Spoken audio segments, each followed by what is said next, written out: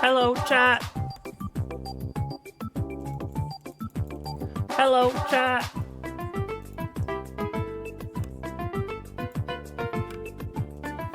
Where the fuck is the tweet? I just tweeted. Also, let me lower the volume. I apologize. It was probably very, very loud. Where's the tweet? Hello? Twitter.com?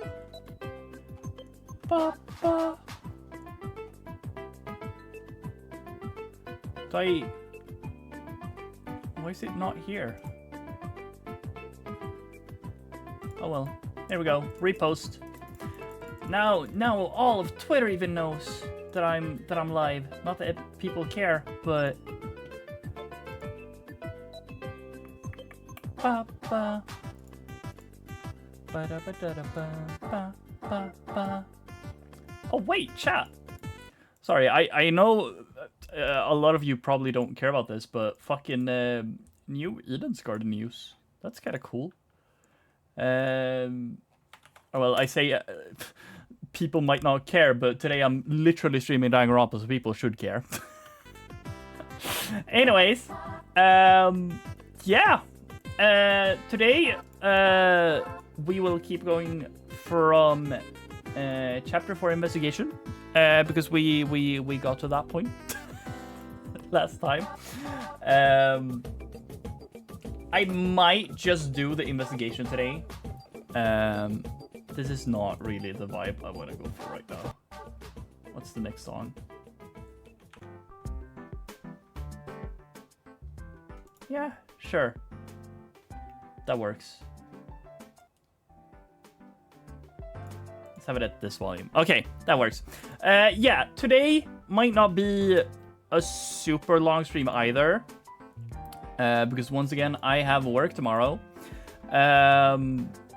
At 6:45 a.m. So that's very fun, very awesome, very poggers. I am so hyped for that. Not.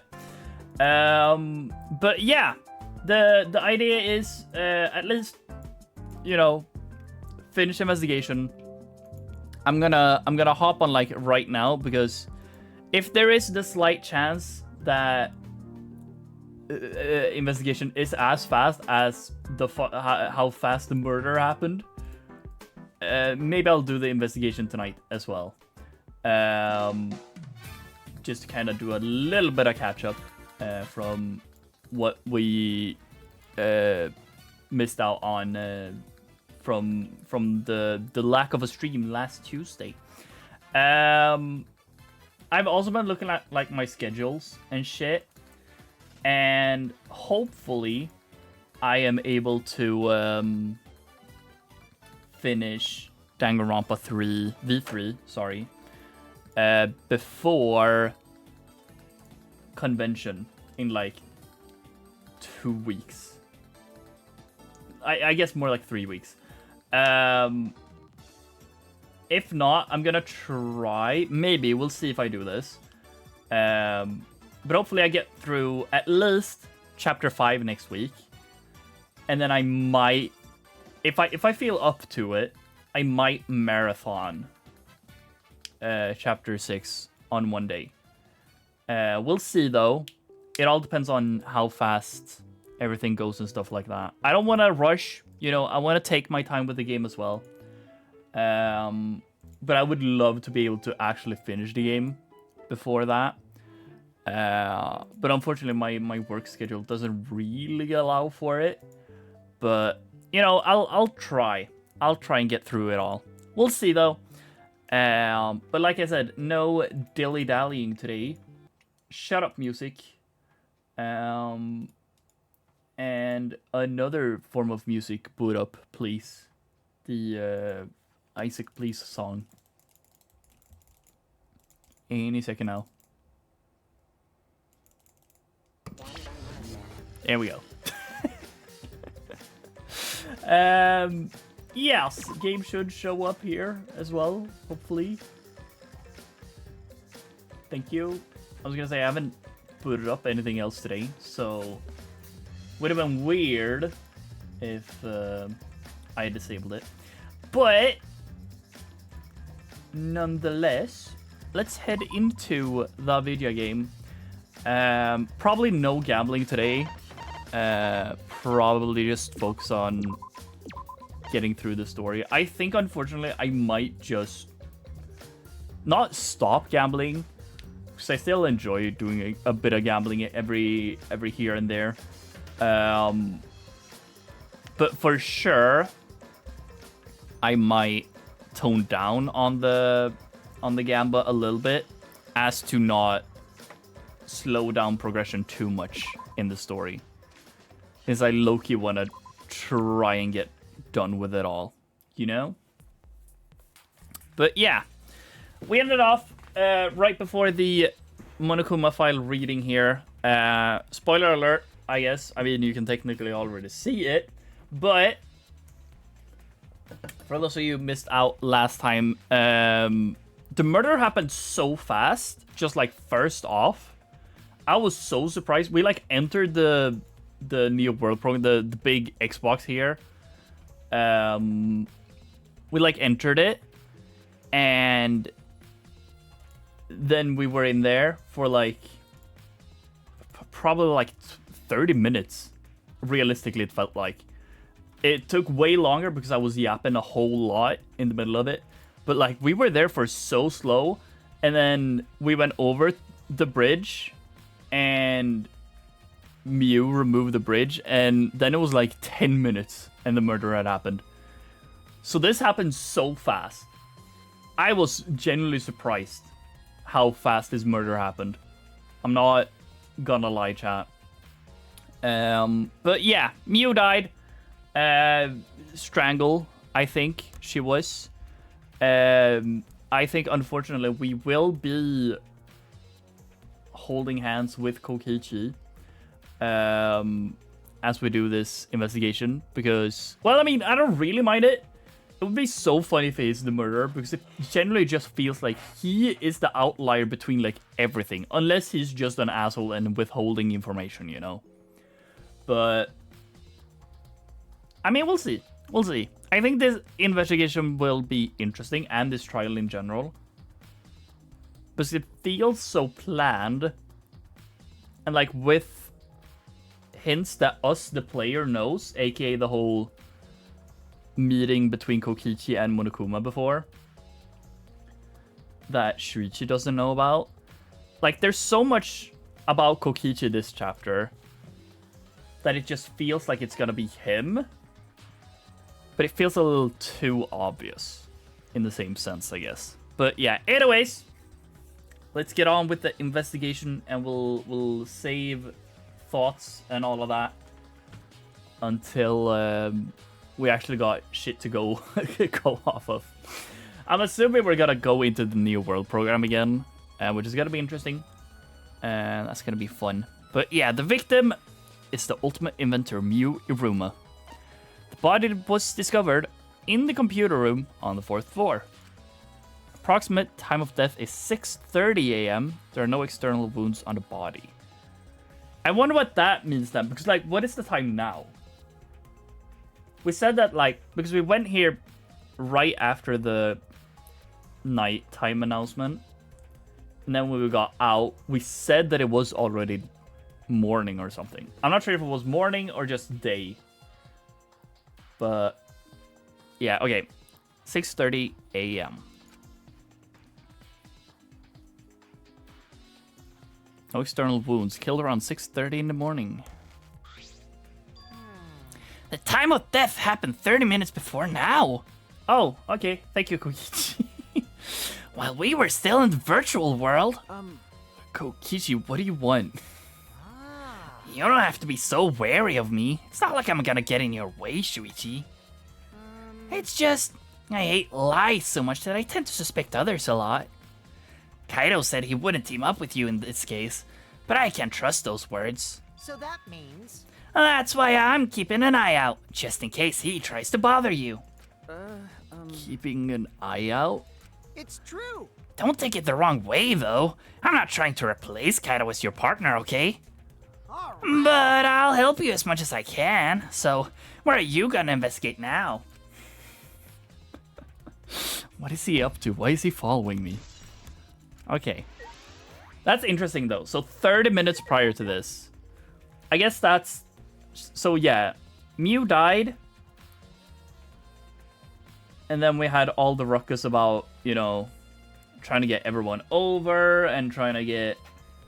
Because I'm assuming, like, the thud inside of the virtual world has something to do with her time of death, is what I'm guessing.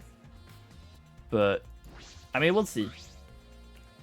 Mew's hands are clasped around her neck as if she were gasping for air. Her eyes are wide open in panic. She must have suffered quite a bit. It's kind of fucked up. Wow. Ew! That is one grody face. Mew must have suffered a lot. A vulgar death to fit a vulgar bitch. Hey, Stop, Kokichi. Even if you're joking, that's too far. it's nothing. You're right. You should never speak ill of the dead, no matter how much you hated them. Right? Even if she was a despised, pathetic, dirty cum toiler of a person. Okay, dude. What the fuck? You're just making me believe that you did this. Like, the more you're gonna hate on her, the more I'm just gonna think it's you. But it's so weird that it would be with me then. I don't know. Unless he's just trying to make like a statement, I guess. Truth though. About Mew. I mean, she wasn't that bad. I still stick with my thoughts that, like, yeah, Mew's not my favorite character, but like she was a little funny sometimes, but I don't know. I didn't really fuck with her, I guess.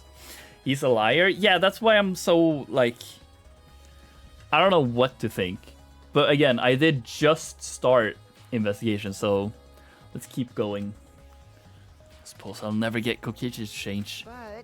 But, what's Mew's cause of death? Does it say in the Monokuma file? Now we got to spend a night with Mew. Yeah, that's so sad. I got a dupe with the best character, but it could have been with Mew instead. You know? Oh well. May I? I wanted to let you know just in case it turns out to be a clue. by the way, I was the first one to log out and find Mew's body. She was still wearing the helmet and her body was... excuse me. Yeah, true, just use... Well, no, we can't because Monokuma took it. He took it back. Unfortunately.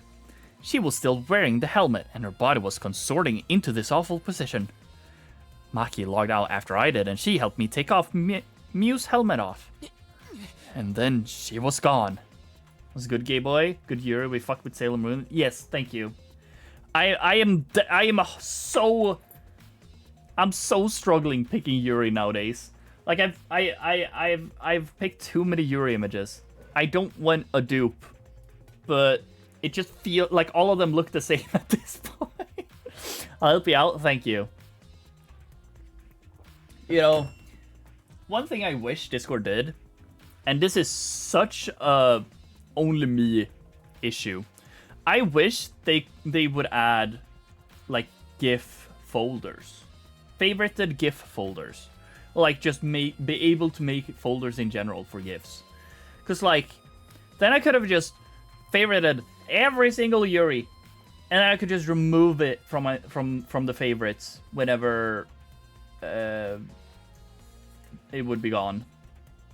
I want a GIF counter, see how many times I spammed a certain GIF. I want statistics too. Statistics are so fun to me. Like seeing like your most used words, most used phrases, sentences, full sentences, you know? Like, all of that shit.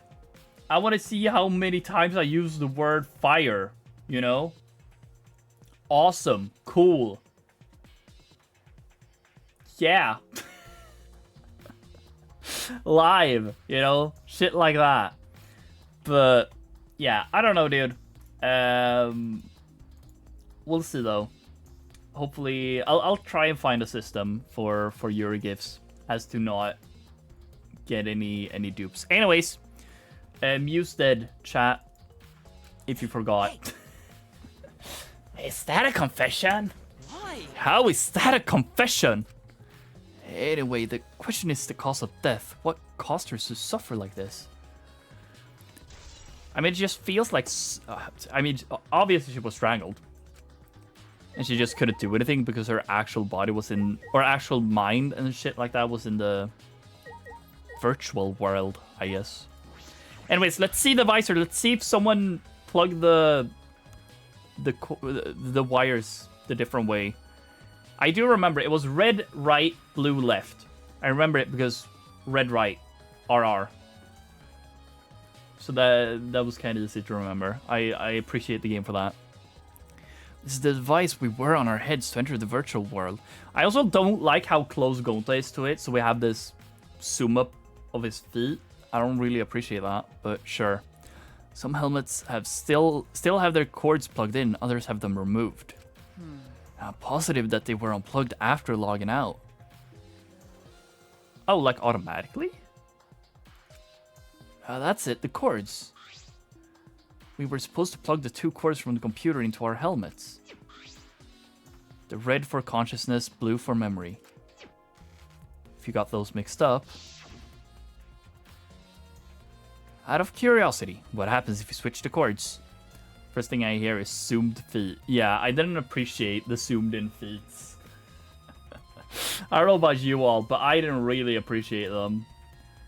It would have been a different thing if it was someone else, not Gonta. But, oh well. I don't know. I never done that before. Probably gets all glitchy or something. Maybe you'll become a vegetable. Maybe you'll body swap with someone. Who knows? Is that an Xbox? Quite literally is an Xbox. A glitch.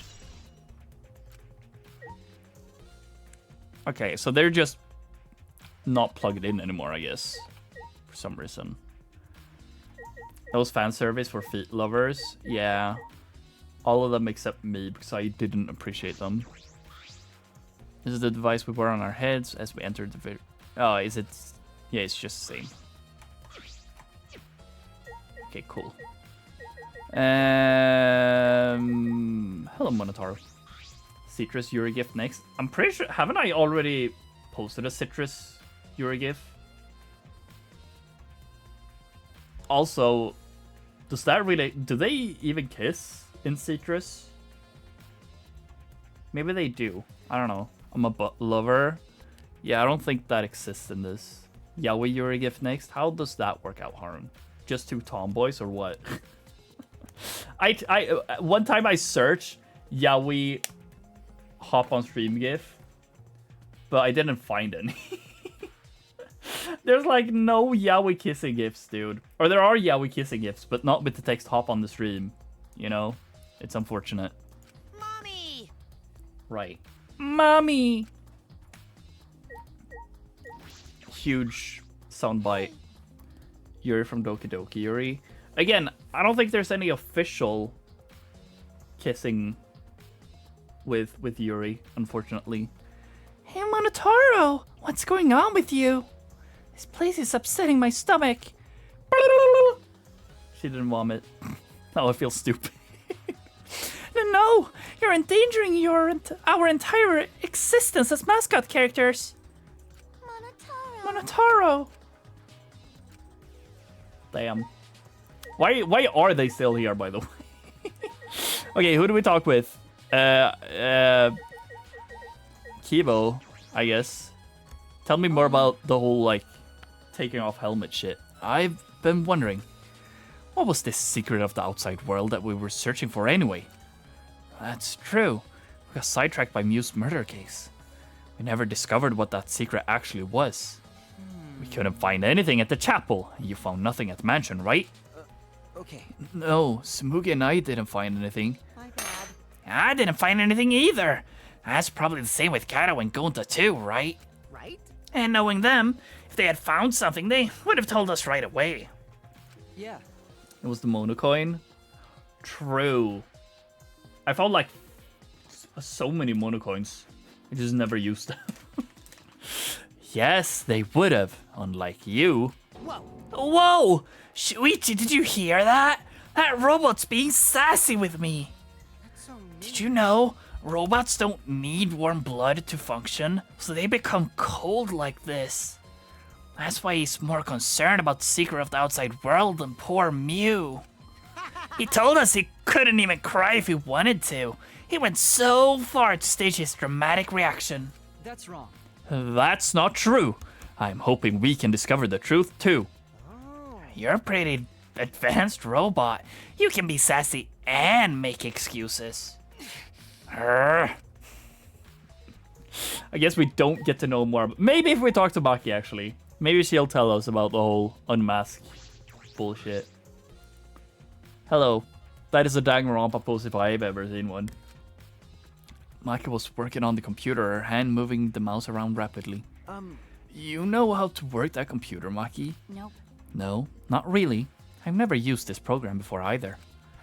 I see. I imagine that it would be difficult to understand unless you were an expert. Well, But I did find this text file regarding this program. It has the info about the program's basic features. But other than that, there's not much. Oh, so what did it say? Yeah, if only the ultimate programmer was here, dude. It would have been so good. Would have been so easy, dude. Oh, you don't want to tell me. At least tell it to Shuichi. Oh, if you don't. Sorry. According to this text file, the Killing Game simulation used a certain program as the base. It's called the Neo World program. Neo World Program? Never heard of it. well, In this Killing Game simulator, objects can't break. Your body's 5 senses are connected to your avatar, and your avatar cannot be harmed. But any damage inflicted on your avatar will be transferred to your body in the real world. That matches what you told us. that's true. If your avatar receives fatal damage, then your real body will die from shock. Huh? From shock? Oh, this is the first time we're hearing about this.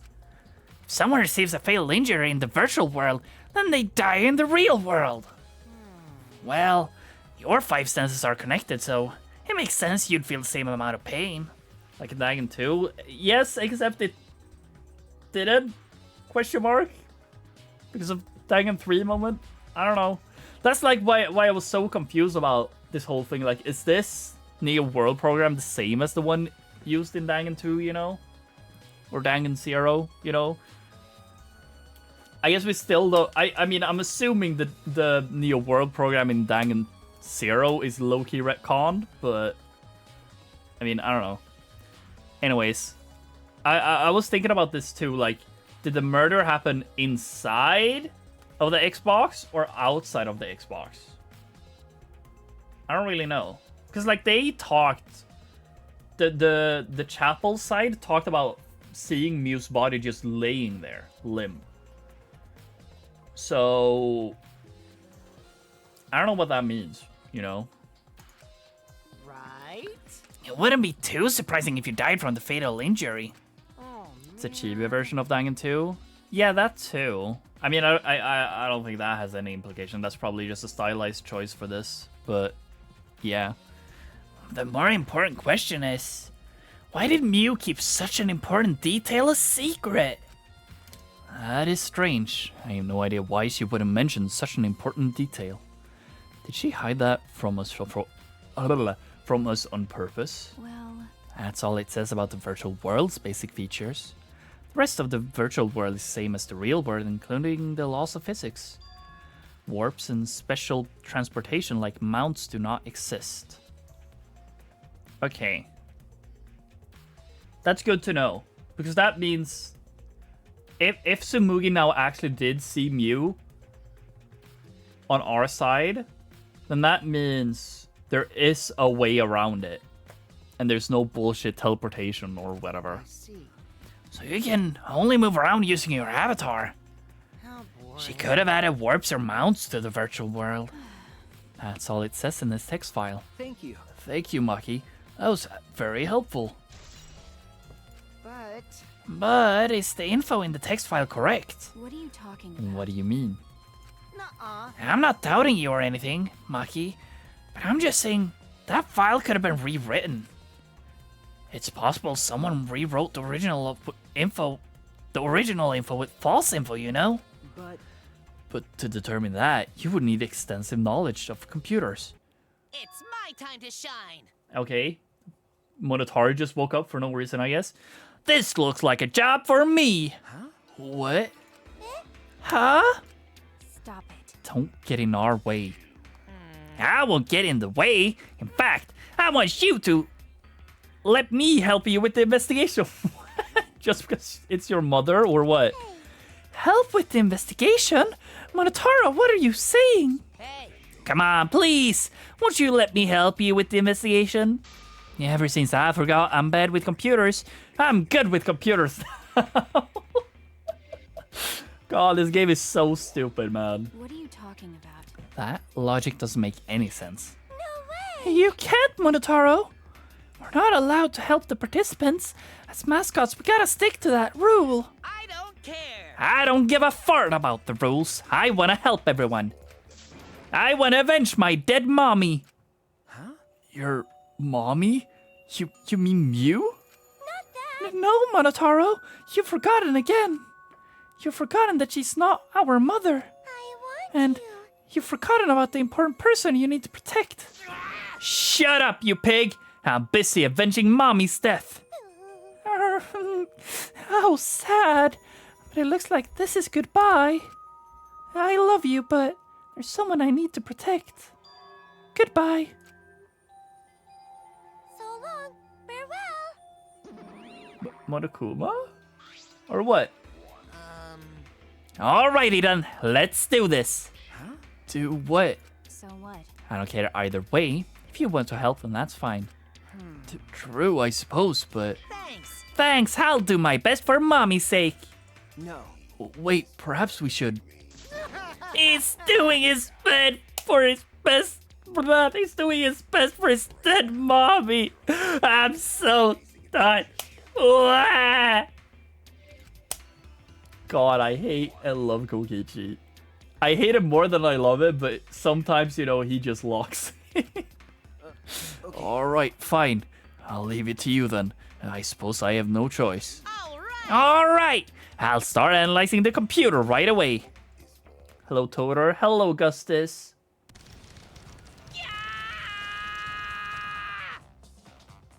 Someone locked in.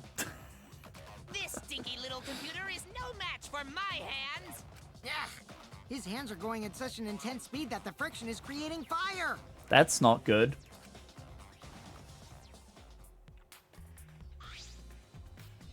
All right. I've already analyzed a few things. Already? Okay. The text file is consistent with the original program. It doesn't look like it was altered. Yay! Also, I found this too. Is this? This looks like information from when everyone logged in and out. Oh! Himiko, Sumugi, Kaito, Kibo, Shuichi logged in, Maki logged in, Kokichi, Gonta logged in, Mew logged in. Why was there multiple minutes between them? Okay, anyways. Kaito logged out at 5:17. And then the rest of us logged out. Like 1.5 hours later. But this is good, actually.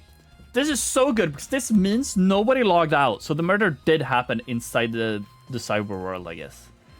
He's an evil clown. Yeah, I'll laugh at him for sure, but I don't want to be anywhere near him. Well, too bad. He's stuck with us this chapter, I guess. Okay. Did you say something? I don't think I read that. This looks like information when everyone logged in and out. There's no sign that this was altered either. It's definitely accurate information. Hey, that's good. Could you show it to me?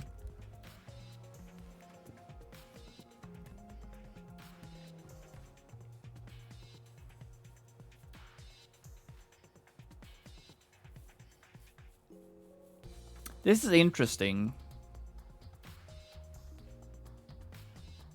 This is really interesting, actually.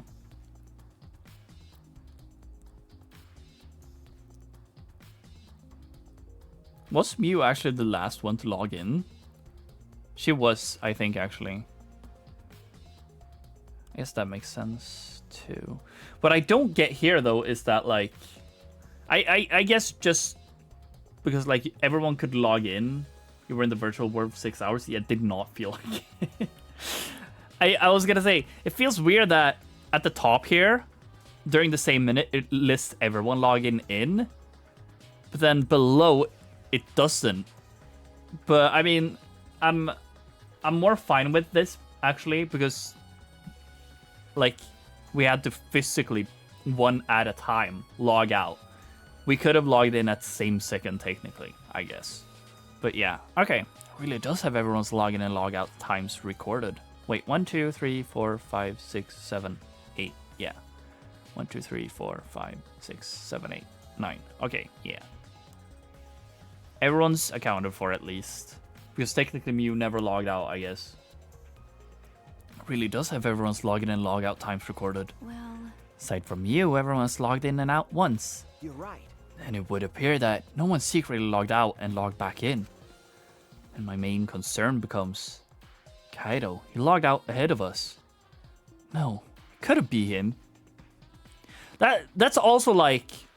But okay, fine. There was a lot of black screens, I guess. I was like... When we started... searching for the thing... Because Kaido was on the roof, and he said that, like, oh, randomly he was just teleported out, and then he went to bed. For whatever reason as well, you know? So he was logged out, and then we kept searching for 1.5 hours. So, like...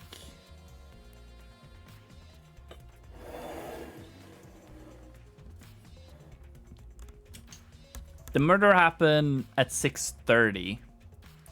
So that's 25 minutes of us being in there. And that was 1 hour and 10 minutes after Kaido logged out. So Kaido was logged out and Mew was killed after. That's also something I need to remember. Kaido was logged out, Mew was killed after.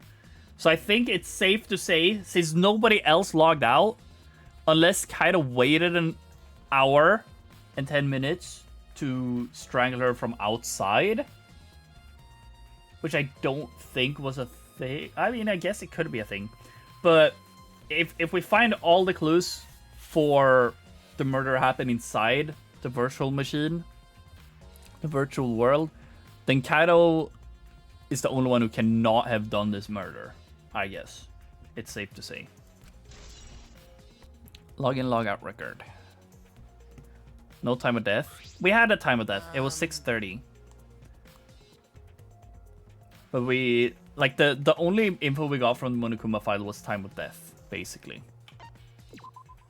Miyuruma, the ultimate inventor, victim's body was discovered in the computer room on the 4th floor of the school. Estimated time... I guess it's estimated time of death, but sure. We'll see. Estimated time of death, 6:30 a.m. No injuries can be found on the victim's body. Which, you know, probably because she was strangled.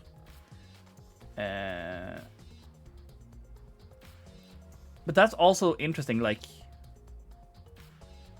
That her physical body is grasping her neck. I don't know. 5:30, the car missing. No text backs or call miss. Unfortunate.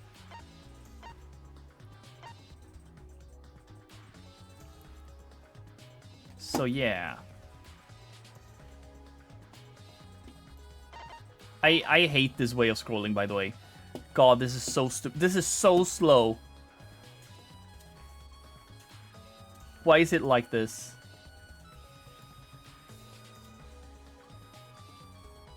God. Okay.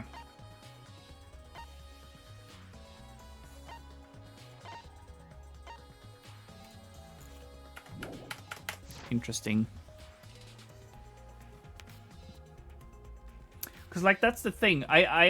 Yeah, the few things I want to know at least is, like, first off, like, where is her body in the game? That's, like, one thing I feel like we need to know. A second thing I feel is we need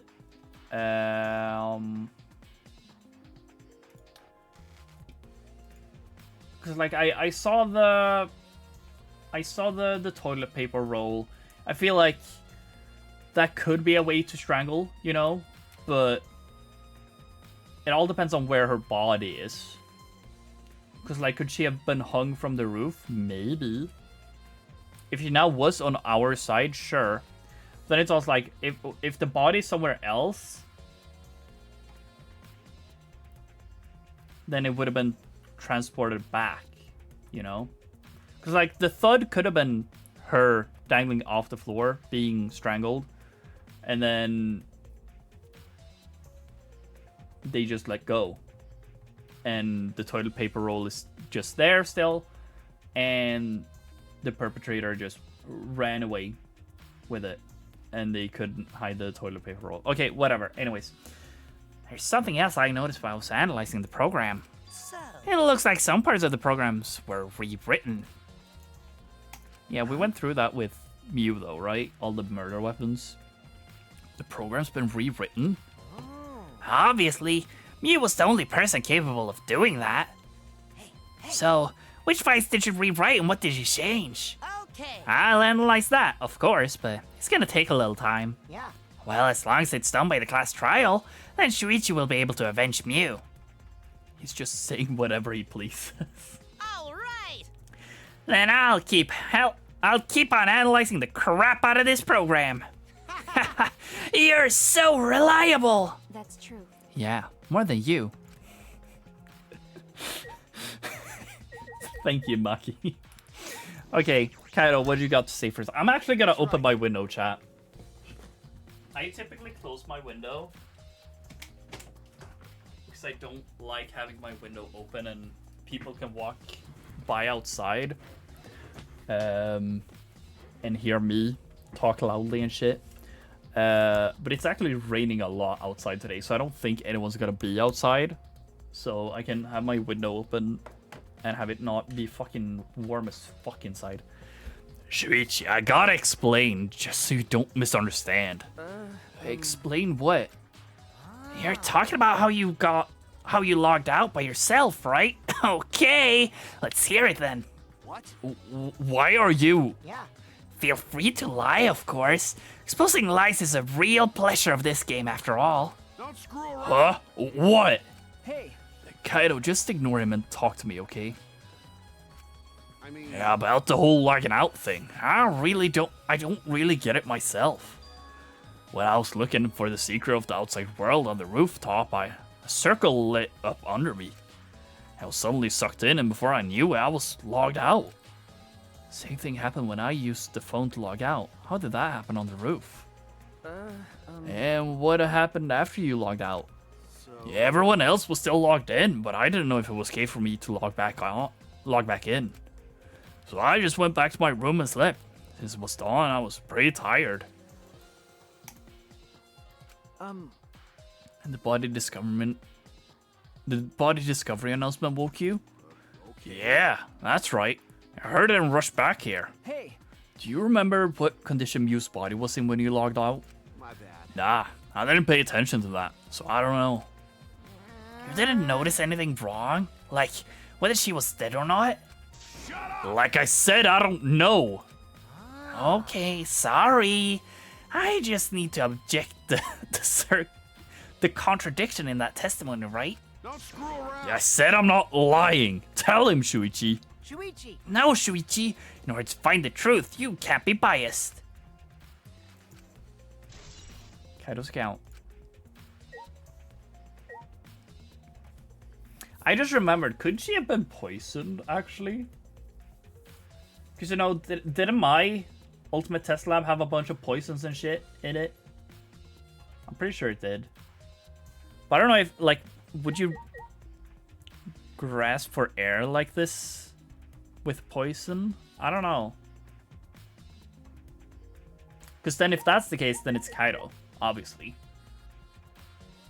But I mean, I'm still assuming it's just strangling. That's my main assumption, at least. I never thought Mew would be killed. When I saw her avatar there not moving, I thought maybe, but You're right. That's right. You saw that Mew's avatar in the virtual world had stopped moving. Me, Kibo, and Maki all found her avatar. Hey, Can you tell me more about that? Any details? We were looking for the secret of the outside world at the chapel. Hey, Mew was too, right? No. No. Mew volunteered to look around the outside of the chapel, so she wasn't with us. Mew volunteered to look outside? We searched, but we couldn't find anything. Then right when we were starting to get tired, all of a sudden we heard a really loud sound outside. Okay, so they also heard it.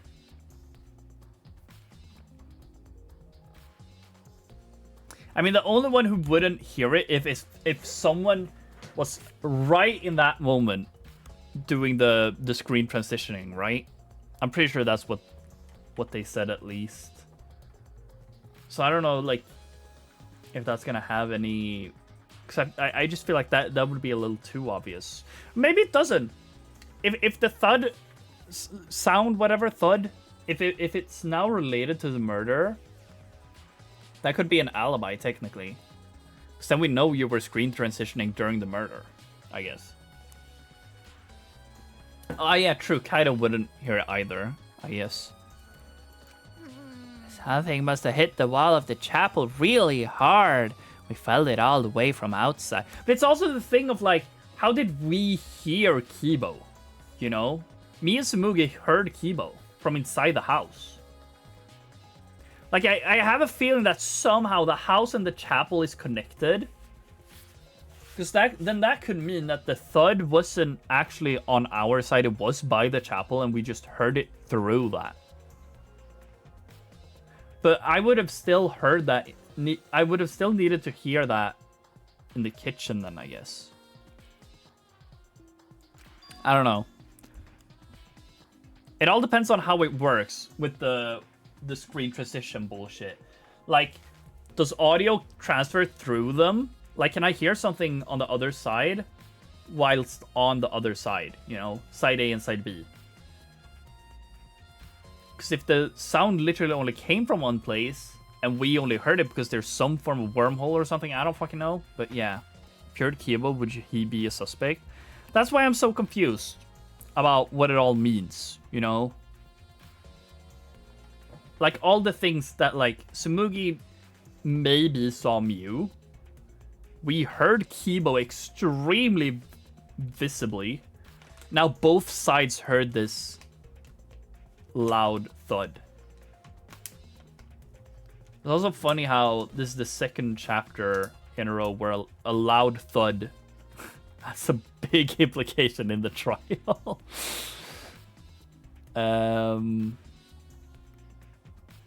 But yeah.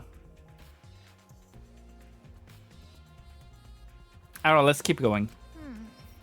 We all rushed outside to check the side of the chapel, and we found Mew's avatar. That's when you went to log out to check Mew's real body, right? But Then, when we went to the river, the bridge was gone for some reason.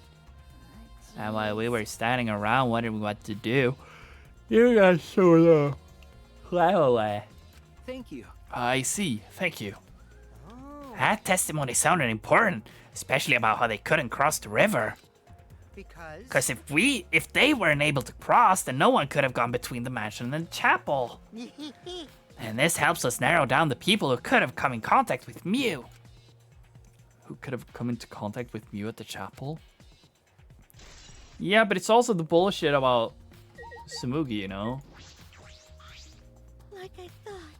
It ended up like this after all. I had a bad feeling ever since I thought I saw Mew from the dining room window. You thought you saw Mew? Yeah, I told Shuichi about it. Flashbang. There's a small window in the dining room. Maybe 10 minutes ago I looked through it. And I thought I saw Mew. Flashbang. Oh, so you saw Mew then? I thought I must have been mistaken since she should have been by the chapel. You're only saying you were mistaken so you don't have to feel as guilty. What? Huh? because If If you had been positive it was Mew, then you could have done something sooner. You could have prevented her death, you know. That Hey, That's just speculation, Kokichi. You can't judge in hindsight. my bad. Oh, we went a little off topic there. Anyway, I wanted to ask you something. What did you do after you thought you saw Mew? I thought I was mistaken, but it really bothered me, so... About 10 minutes later, I told Shuichi, while we were talking about it. That's when the thud was right. Yeah. Or the bang, even. It was a bang! Okay. So... Okay, if we're assuming this bang is her death... Because they went outside after the bang, right? And saw her limp avatar. So at 6:20... So Kaido was logged out at this point. I had been for an hour.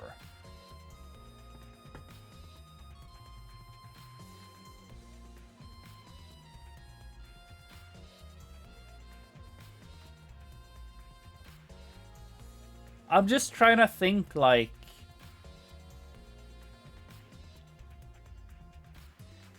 What could have happened, you know? Because, like, more than an hour, at least. Like, we don't necessarily know when we started searching for all the bullshit, you know? Mukuro Ikusaba, the 16th student, lying hidden somewhere in this school, the one they call the ultimate despair. Watch out for her. But everybody knows that the plain pair is just plain dangerous. That's me. And Sumugi, that's the plain pair. I lost my train of thought. Thank you. But thank you for the resub, Sayo. I appreciate it. The plain pair sure is plain dangerous. They'll see us in the trial coming up. But yeah. Right, yeah. Thud happened. Say the bang happened. Say the bang was her dying. They run out. She's dead. That's when we are in here. 10 minutes prior to this. She was alive and on our side, if that's the case then. So she died, like...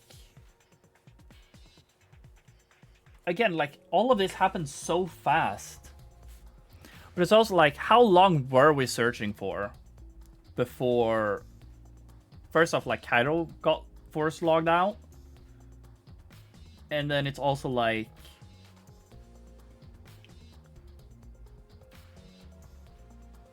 Let's make a hypothetical assumption. We logged in at 11. Kaido was logged out at 5:17. That is a little more than 6 hours. Let's say we looked around on all of that bullshit for... Like, we just looked around and found the bridge and all of that bullshit. Looked around at all the places. Say for 4 hours. Then there was 1.5 hours until Kaido was logged out. And then another hour until the bang happened.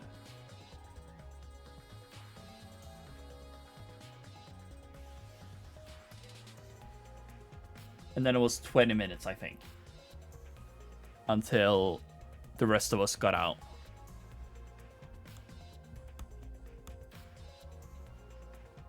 God, it feels so weird. Obviously, the timings feels unrealistic, but I don't know. Are you saying time is different in the virtual world? No, not at all. These times just feel very weird, because it feels like we would have looked around for this supposed motive / clue, whatever the fuck it was, like connection to the real world, outside world, or whatever the fuck it was. Like, it feels like we would have needed to search for so fucking long for time to make sense. I don't know. Like, it just feels unrealistic for us to search for that long.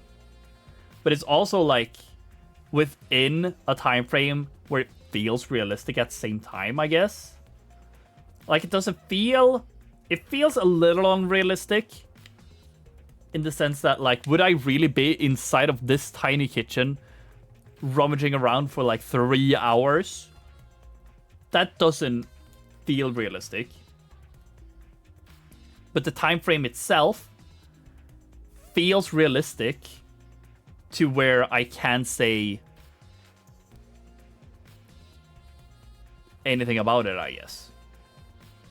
It's hard to put into exact words, but like it doesn't feel like I guess I'll say it like this. It doesn't feel realistic that we searched for that long, but I can't say anything. But it feels like a real like time frame, I guess. But I don't know.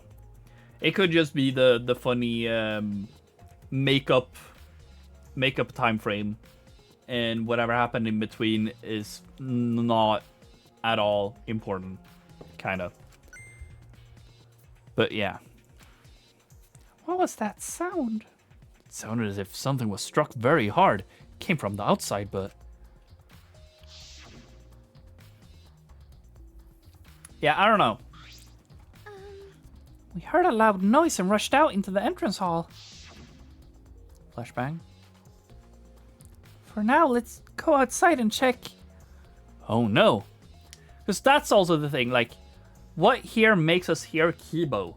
And only Kibo? Because I feel like surely Maki and Himiko would also talk, like, right? So why do we only hear Kibo? What? That was Kibo's voice, right? I think I heard him outside. He sounded close.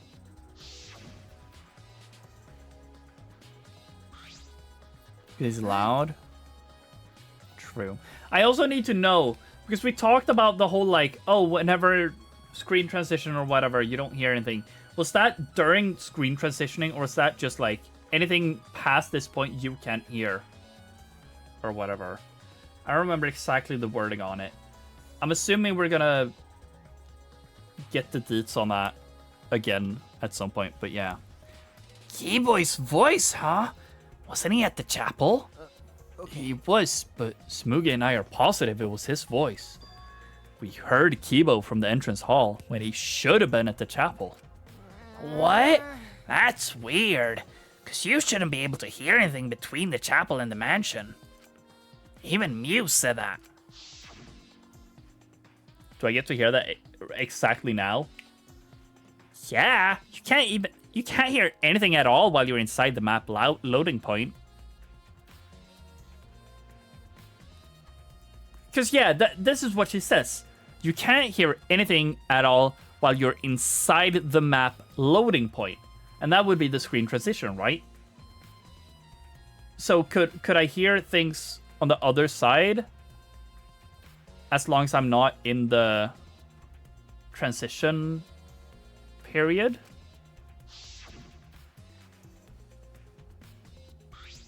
I see. You're right. The sound shouldn't reach through the loading point. So how did we hear Kibo's voice? How were we able to hear Kibo at the mansion if he was at the chapel? Maybe someone's lying. What? Lying? Hey, By the way, Kokichi, did you hear that loud noise or Kibo's voice at all? I'm not sure. I must have not noticed because I was busy searching. You're lying to his face. Kaido. Kaido, you keep interrupting me when I talk. Do you like me or something? don't screw around. Who wouldn't like you, dumbass? Oh, who would like you? I was interested in Shuichi's conversation. Huh? My conversation? You heard Kibo's voice when it should have been impossible. Can you tell me more about that? Well, what I said before was pretty much everything. After that, we headed back to the chapel to see what happened. We saw Gonta as we left the mansion, and the three of us went to the river together. That's when we met up with Kokichi. Yeah. And then we used the signboard that I found as a bridge. What about it though? Did you notice anything? Yeah, I suppose not. But I see you're working hard. It looks like you're starting to take this game seriously, Kaido. Shut up! That's so weird, though. It feels like the characters are misunderstanding it, or I'm misunderstanding it. You know, it's hard to say, but it's also like either way, unless Kokichi is now just fucking lying for fun again. Where's Gonta? I need to ask Gonta about if he heard the sound. Because, like, if only me and Tsumugi heard it, then I feel like it's fair to assume... Do you believe yourself? I do believe myself. Because I remember vividly having that thought whenever I saw that line first.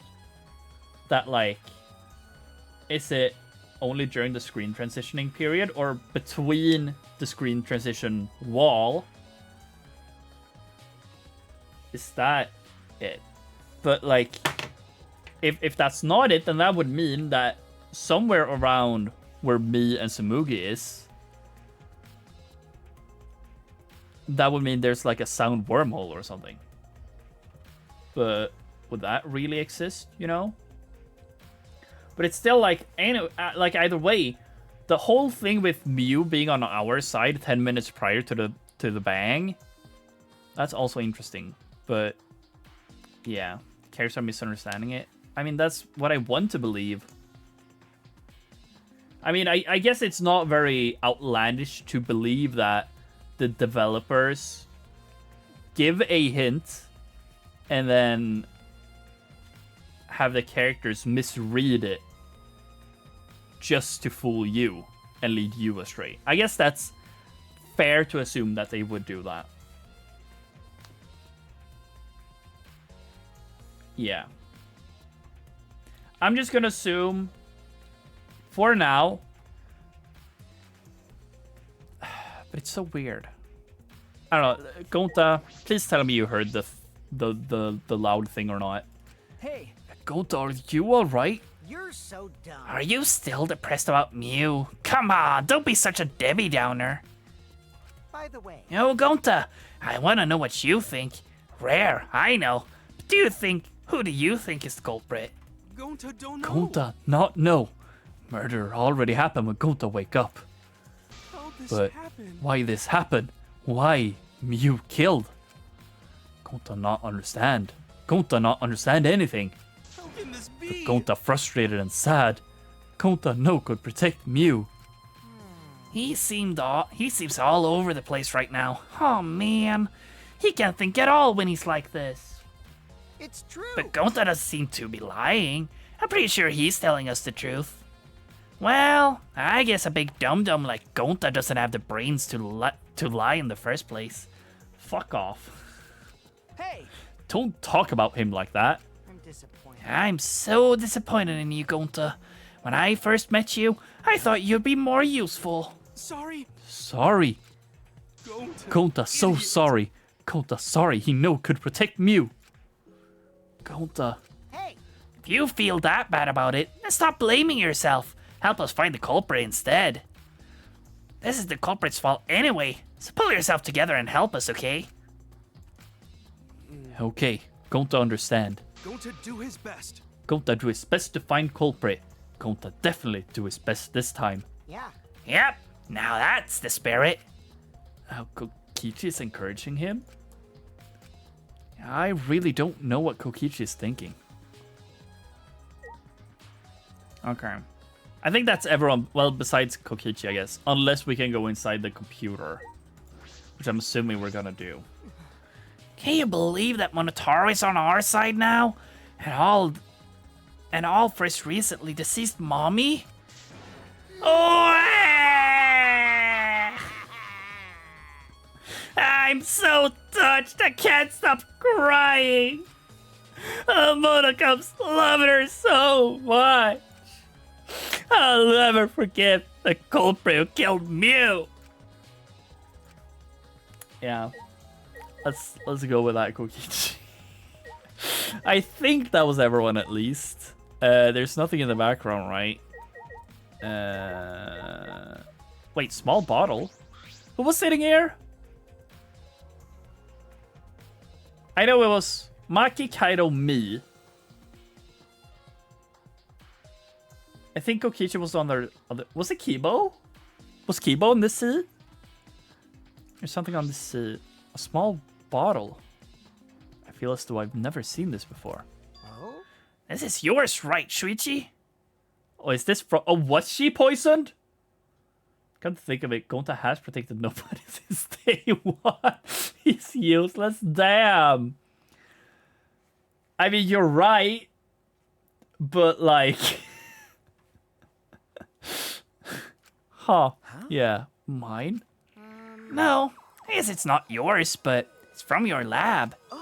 That's right. This was in the Ultimate Detective's lab. Right? Yeah, it's that poison. So, you know about this, Kokichi? Of course, because I already checked it. We are in a killing game, you know. There's poison and tricks prepared, then of course I'd investigate them ASAP. That's... Is that... No, it's not so I can use them. I check in case someone else uses them. Is that really true? By the way, By the way, did you see that label on the back of this bottle? The label? According to the warnings here, this poison is pretty lethal. It becomes neutralized once it's mixed, so it has to be taken directly. But when it's taken directly, the victim will immediately die, even if they only sip a bit. Which means if you could get the victim's mouth open, you could kill them instantly. I can't imagine a better method of killing someone who's logged in. by the way. By the way, I should tell you what symptoms this poison causes. It causes a small blood vessel under the Conjunctiva.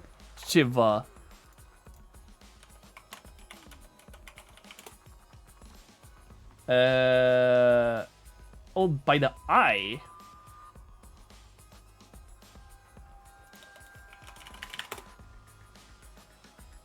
The conjunctiva is a thin, transparent mucous membrane that covers the white part of the eye, the sclera, and the inner surface of the eyelids. It acts as a protective barrier and helps keep the eye moist. Inflammation of the conjunctiva is called conjunctivitis, commonly known as pink eye. Ah, fuck. God, my hand is like asleep. I didn't like that. Okay. Small blood vessel under the eye. which makes the whites of your eyes turn blood red. Bloodshot eyes? That's important information. Well, that's everything about this poison. Am I doing a good job? Maybe it's time you acknowledge me as your partner. No. I thought I remember you saying that you didn't want to be my partner. Did I? Well, sometimes I lie without thinking about it. Seriously? Anyway, who brought this poison? Do you think the culprit did it? Who brought the poison? I can't be certain yet. Wait, what's Kokichi? I don't think I said Kokichi. I think I said Kibo, but...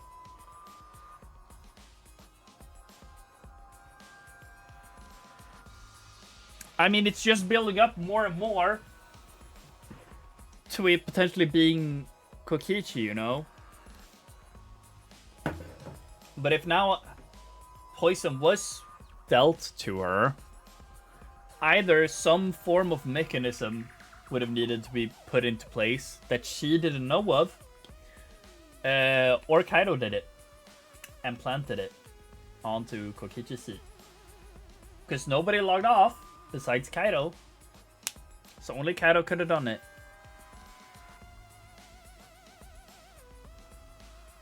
Which is weird. I do know that the poison was left on that person's chair. Poison is instant. Yeah. I mean, doesn't matter. Like, it could have been... Like, when I said mechanism, I meant, like, oh, in her headset, there could have been a container and a certain time frame, something was set to break said container, and then that would flow onto her face, into her mouth, her ingesting it, and then dies in an instant, you know? Low-key unrealistic, even for Danganronpa standards. But, you know, it's something that could potentially be a thing. But I doubt it, since we can very easily investigate her headset, you know? Suppose I investigate everything that I can here. Hey, Are you done investigating the crime scene? So, do you know who the culprit is yet? No. No. This might not actually be the crime scene. Yes, injuries in the virtual world could be fatal in the real world. Meaning there is a possibility that she was killed in the virtual world. Yeah, that's what I mean. Like, I feel like, since it's Kokichi's chair, it feels very real that he could have very well... Let me look something up here first, actually, real quick. I'm pretty sure Kokichi was the last one to log in as well. Yeah, Kokichi and Gonta logged in a minute after everyone else. And then Mew was the last to log in. Like...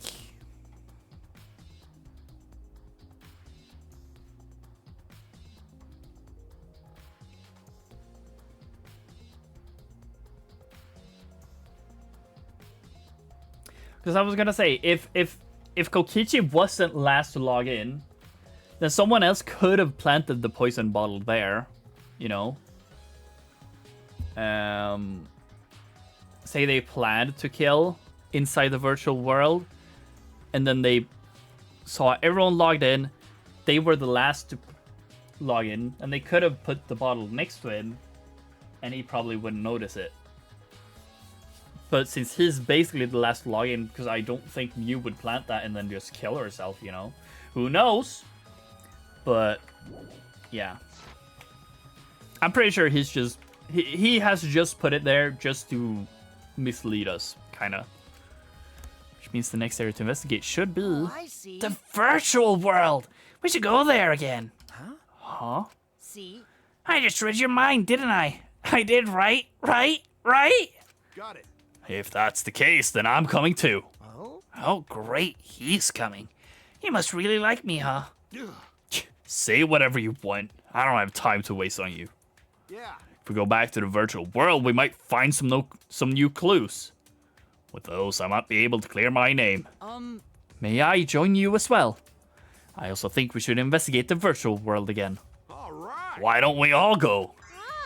Oh, so you get to be that avatar again? What? Huh? Did you actually like the avatar after all?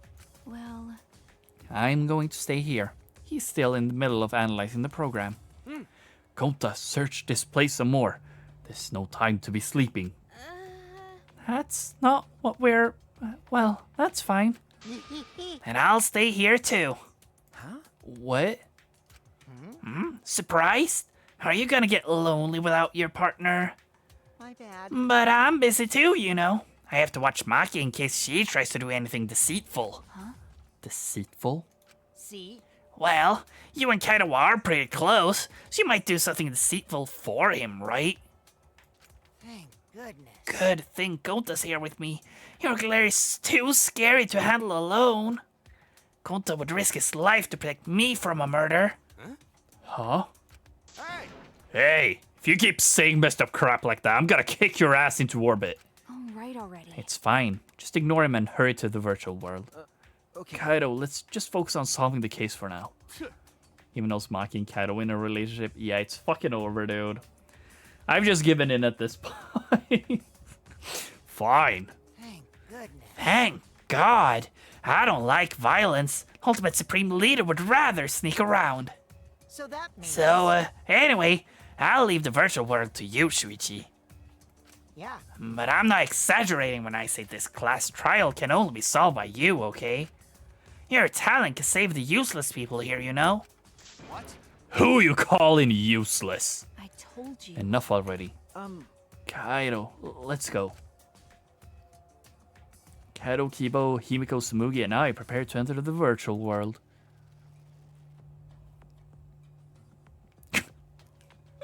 It's so fucked up to just see Mew there. I mean, like, I get it, but it's like, wow, that's fucked up. Picked up our helmets once again, sitting in the same seats as before. So the red cord goes in the right side and the blue cord in the left, yeah? You look strong. I don't know what to think of it. Also, we have to try what happens if we put it in the incorrect slots, right? Surely we do that. Yeah, let's do that. Right is the hand I hold my chopsticks with. I gotta be sure to get it right.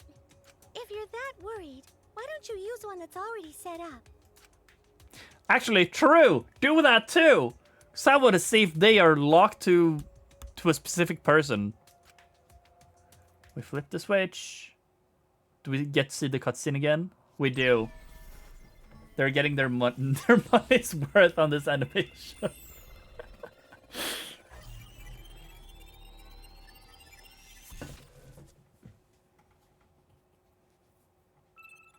Welcome to the Neo World program. That's awesome.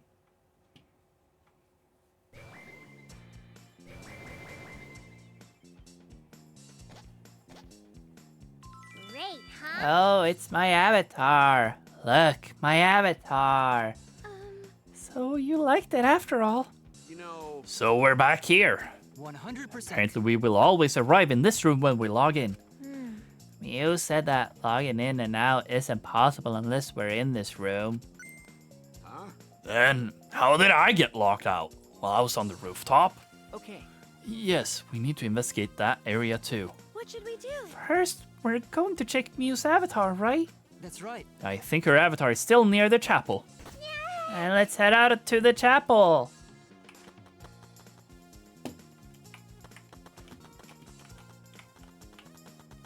This room above the roof? I don't think so. Well, it's not above the roof either way. It could be below it. I don't remember exactly how the staircases go, but I'm pretty sure, didn't it go like left? Maybe that like the storage room up top is like directly above this room. But I don't think that has anything to do with it. I'm assuming that since Kokichi was in this room the whole time, I feel like they made Kaido go upstairs. Like him and Mew had been in this world before, tried saying the other person's name, and that logged the other person out. So they knew. I'm assuming this. I'm just making wild shit up here from what I'm assuming. Since you say your name to log out, if you say someone else's name, they will log out. So I'm assuming they wanted Kaido specifically to be up there for whatever reason. Kokichi said Kaido's name. Kaido logs out. And then after some time, Mew gets free reign to explore on the other side for whatever. And then Tsumugi just happens to see her when she's on this side. She goes back to the other side, and then she dies. Chris' theory, if I drill a hole in the ceiling, could I log off Kaido? Why specifically drill into the ceiling? I should check the map before heading to the chapel. Sure. Go for it. 2 maps on the wall. One of the mansion, one of the world.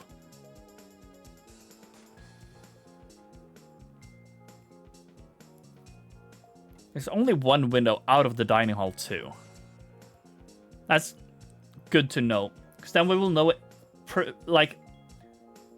basically where Tsumugi saw Mew then. Check the map for the mansion first. First floor has the salon, dining room, kitchen, and bathroom. Second is the roof. We split up when looking for the secret of the outside world. Kokichi had stolen... Kokichi had the salon, Tsumugi the dining room, Kaido the roof, and then Gonta the outside. But it's also like...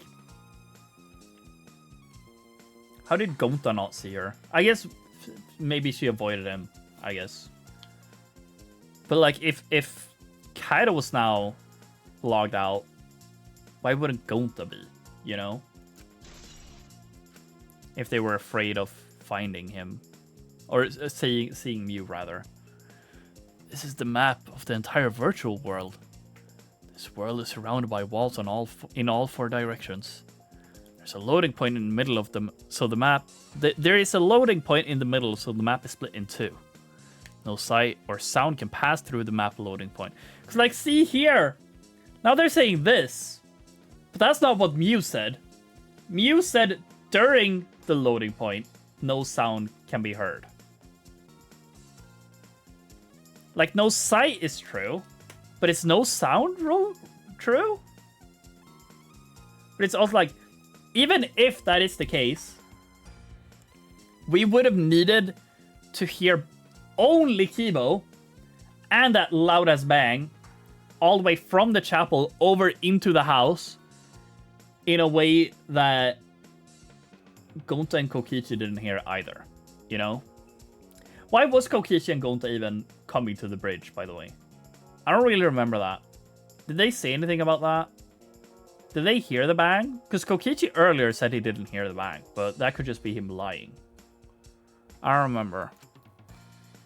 To get from the mansion to the chapel, you have to go through this point. You also have to cross the river that runs parallel to it. That's how this world is designed. It's strange. I feel as though there's some secret to this.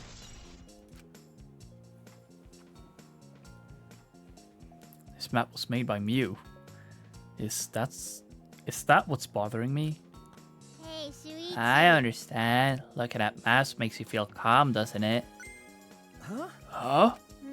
You're the type of kind who stares at maps alone instead of playing at recess, aren't you? What the fuck is your issue, Hibiko?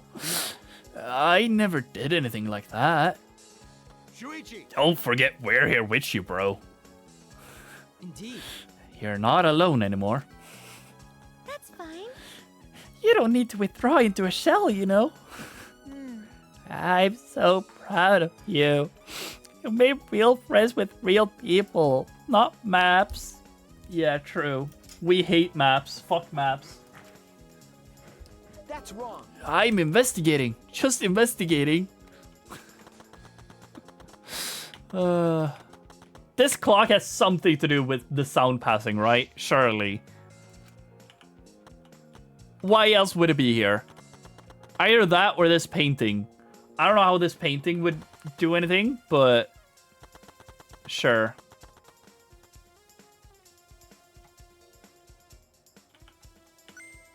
Hey, Kibo. Did you see the toilet paper?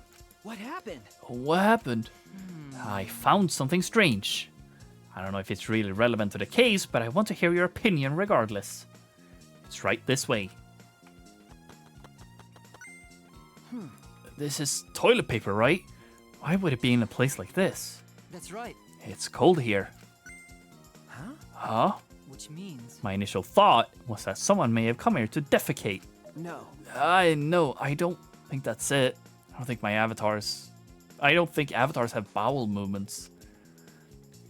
Someone had to poop? Yeah. I mean, it's a fair guess, I guess. I don't have to go at all. Huh? I didn't realize that. That never occurred to me, as I do not need to expel solid waste in the real world. I'm sorry. Wait. But... It's still strange. Why would toilet paper be in a place like this? Could this be related to the case? And that's what I'm wondering too.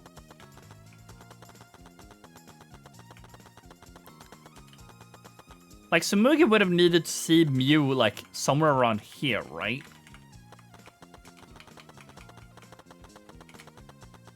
Is there a secret, like, tile that I can walk out of bounds in?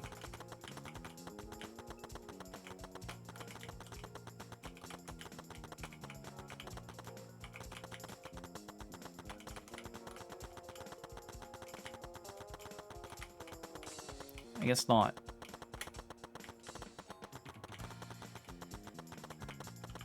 So that's like my first assumption. Somewhere around here, there's gonna be like a hidden passageway or something that's not on the map. that Mew used to walk across the 2 different areas.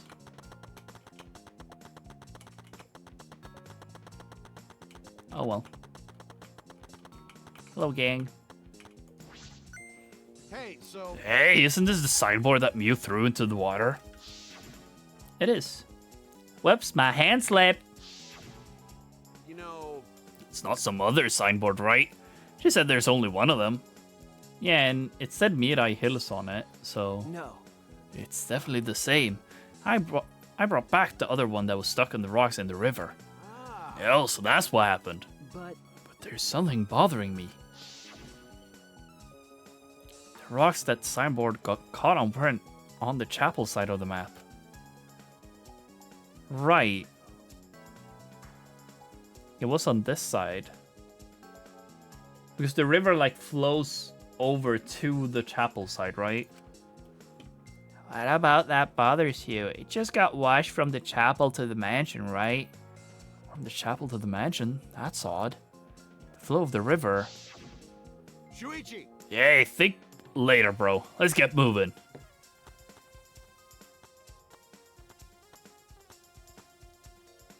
Alright, for now, we need to investigate the scene. I mean, it feels like the map loops somewhere. There is a looping point, I feel. Or maybe there's like a glitch in the system here with the loading point and you can wrong warp or something. Like say I do this and then hold left. Can I wrong warp?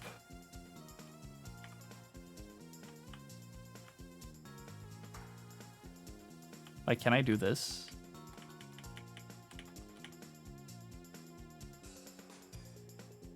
Fuck. I wanted to wrong warp.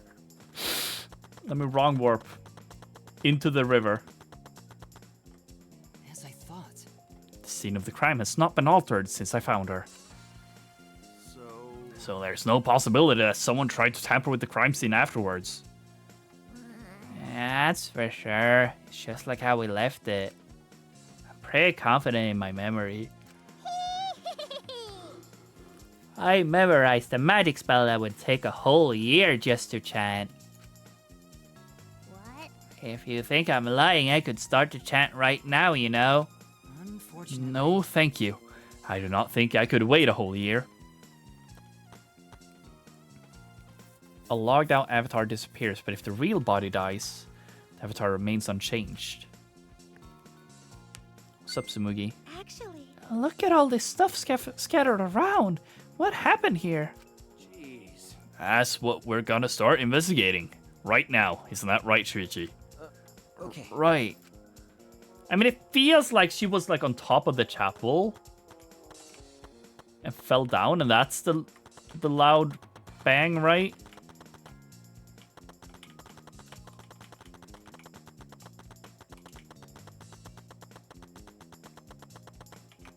Okay. There's no like teleportation device at least. This is a hammer. No way. Why would there be a hammer in this world?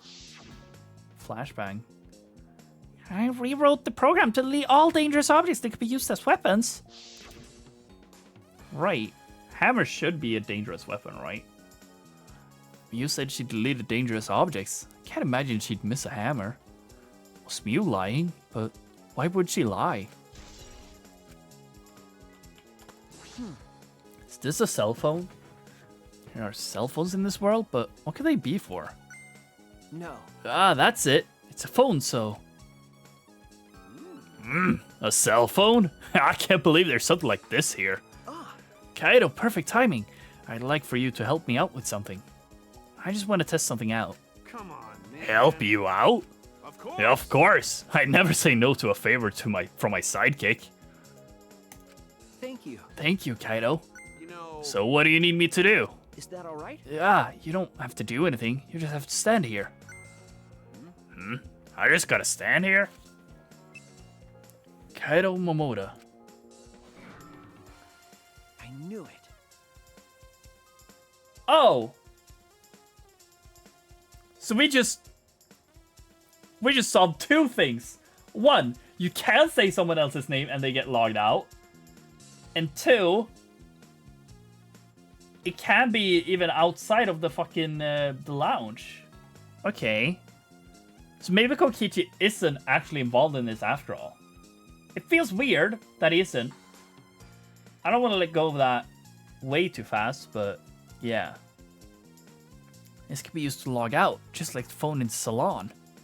And this proves it doesn't have to be the person themselves. If you just say their name, you can log out anyone you like. All right. I see. Thanks to Kaido's help, I'm starting to pin this down. Yeah, thanks to Kaido's help. I bet Kaido was pretty surprised when he logged out all of a sudden. I should apologize for that later. True. Mew's avatar is frozen, collapsed in the snow. Logged out, avatar disappears, but if the real body dies, the avatar remains. Makes sense for a killing game simulator. If the body disappeared, we couldn't investigate. Avatars never show injuries, so they stay the same. She still looks almost alive. But Her face is so pretty here, isn't it? It's hard to believe. She's dead. Okay. Yeah. Okay, what about this? Is this a piece of lattice? Why is it here? That's a mysterious object. It's a wooden mat. It used to be common in bathrooms. I didn't see anything like it at the chapel. Where did it come from? Not from the chapel, then why is it here? I just figured it out with my magic. You did? I see. No, you didn't. Because you said you couldn't use magic in here. Maybe someone used that instead of the signboard to cross the river. Someone is the culprit. No. Yeah, I don't think so. The river current is pretty fast. Even if you did use it to cross, there's no reason it would be here. I know that. I was just testing you a little. Why would you want to test me? But what does this mean? What's something like this doing here?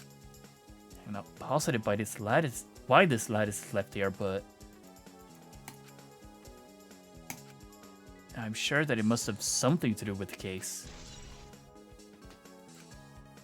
I mean, maybe it's just so simple as the water current down here is what loops and makes you able to go to the other side. Maybe. Still doesn't explain why Mew was on the other side, but it would explain the signboard at least. You know? Are you cold, Kibo? How are you cold? What's wrong, Kibo? Is there something bothering you? Well, I just remembered something. I think the whispering I overheard might be relevant to this case. Jesus, excuse me. You heard whispering? yes. Yes, I did not intend to eavesdrop, but I did hear it. Shortly before we gathered at chapel and dispersed to begin searching, you did hear a hiccup. Yeah, Kokichi and Mew did whisper. Oh yeah! Before we split up, I want to ask you something, Mew. It would seem Kokichi and Mew had made plans to meet each other. Huh?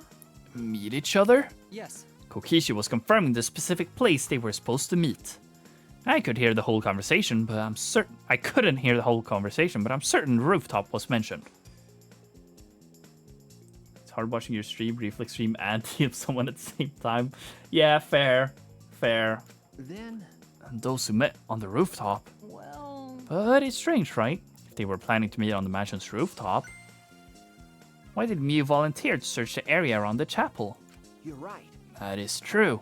If they were meeting on the roof, she would have wanted to search the mansion. Either way, she shouldn't have been able to get to the rooftop. She was searching the area around the chapel, which is where we found her avatar. And with no bridge to cross the river, she could not have gone from the chapel to the mansion. That is true. Something is strange about all of this. Okay, I finished my investigation of this area. Shuichi! Shuichi, it would seem that we're finished investigating this place. Okay. Yeah, Well, hey, there's something I wanted to ask. Can our avatars hide objects? Click. Ah, it seems like you can put stuff in your clothes here too, just like in the real world. I see, just like the real world. So, what are we gonna do next? Are we going back to the real world already? Before that, there's one more place I have to investigate. The mansion rooftop. As I thought. Very well then. Place where Mew and Kokichi were supposed to meet. The place Kaido logged out.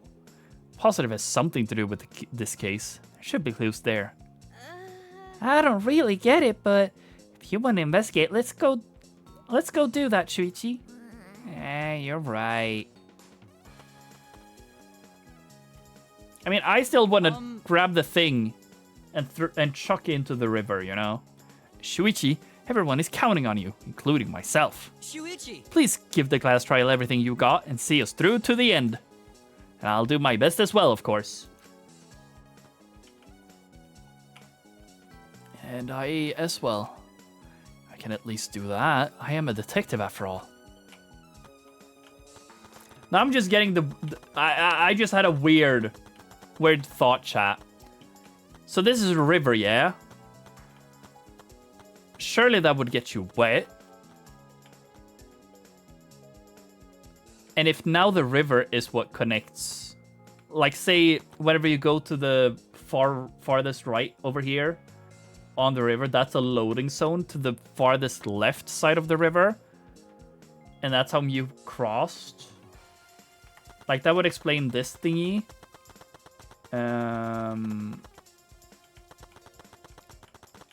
And it's been like a very, like, it's been happening on multiple occasions that it's been mentioned about how Kibo is water resistant. Do you think that's gonna be like a clue? That like Kibo did this murder? Do you think that's like that could be like one of those like mini hint that's not an actual like truth bullet, you know? It's not a truth bullet, but it's a read between the lines hint. That like, oh, it can't be Kibo because he's a robot. So he could not have done this murder. But actually can because we've talked to him and he says that he's waterproof, you know? Is Kibo waterproof? I'm pretty sure we've talked to him on at least 2 occasions. Like there was one by the pool in chapter 2. And there was one like very recently actually. I don't remember what the context was, but I'm fairly certain there was one moment where we talked to him and he mentioned being waterproof extremely recently.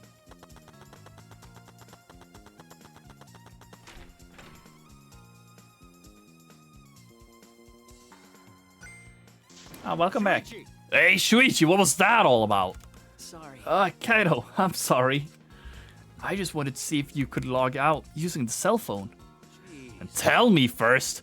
That was bad for my heart. I suddenly got logged out. I panicked and rushed back here. Sorry. Stop it. Come on now, that's enough. Don't interfere with the rest of You know... I wasn't interfering. Oh, wait, why did you guys come back here? Did you already finish investigating? I wanted to investigate the rooftop next. Why didn't you rush back the first time? True. What's important about the rooftop? Wasn't Mew at the chapel the whole time? Found her near the ground next to it. Now, let's believe in Shuichi's reasonings. It'll be okay. Shuichi can do it for sure. He's the ultimate detective after all. If you're gonna be like that, then do what you want. Investigate the rooftop or whatever. But Shuichi is my sidekick, or worse, his deductions are my deductions. And my deductions are his. Hey now. What are you? Some credit stealing, buddy? I mean... Well, I'm gonna investigate Mew's avatar since I got interrupted last time. Sorry. Well done. Well then, let's go to the rooftop. Yeah. Were they putting so much onto Shuichi right now? I don't know, dude. Everyone fucking loves me, dude.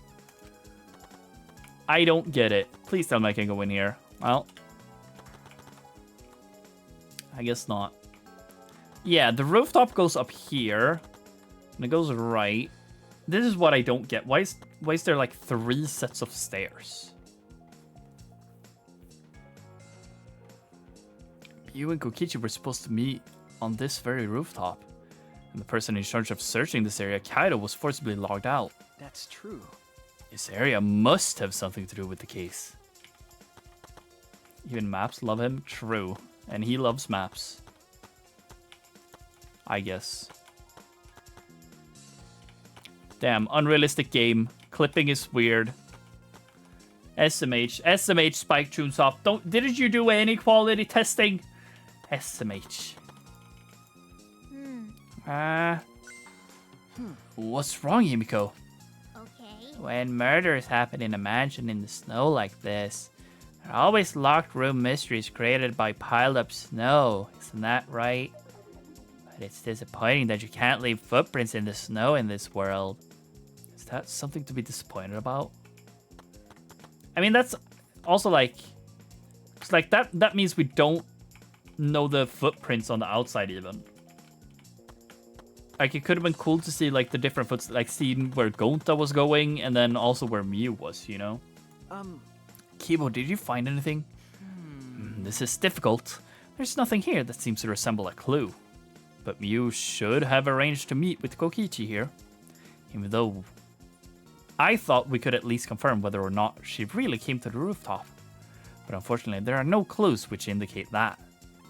Did Mew ever come to the roof? That is an important question. Hey! Hey, Kibo, I wanted your opinion on something. Do you think you could get up and down from this roof from outside the mansion? Well... No, that would have been very difficult. This rooftop is rather high.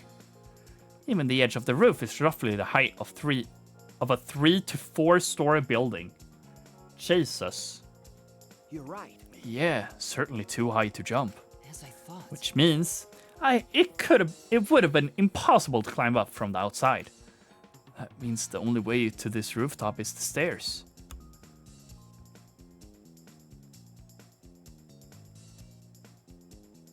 What are you thinking, bro? Oh. I was like, damn, he's really looking around, thinking, pondering about something. But no, we were just done talking. I see. Hey! What's wrong, Samugi? Look at that doorknob. It's locked. It's a thumb turn lock. Easy to lock. But Seems like you can't lock it unless you're on the outside. And look, the keyhole is on this side of the door. Isn't it usually the other way around? No. Not necessarily. I've seen this before, to prevent you from locking yourself out. I see. Is that so? Rooftop has a lock on the door that is important information. But not truth bullet worthy of information, I guess. This looks about the same. It's a little different than how I remember. Is it? I don't remember anything different, but I'm very forgetful. Feels as if something is missing. Or was this where that, like, wood racket was from? Didn't they say bathroom? That's why I wanted to check the bathroom before. Feels as if something is missing. But I wasn't paying close attention in the first time, so I don't remember. Well, that's annoying. I was hoping you would remember, Shuichi.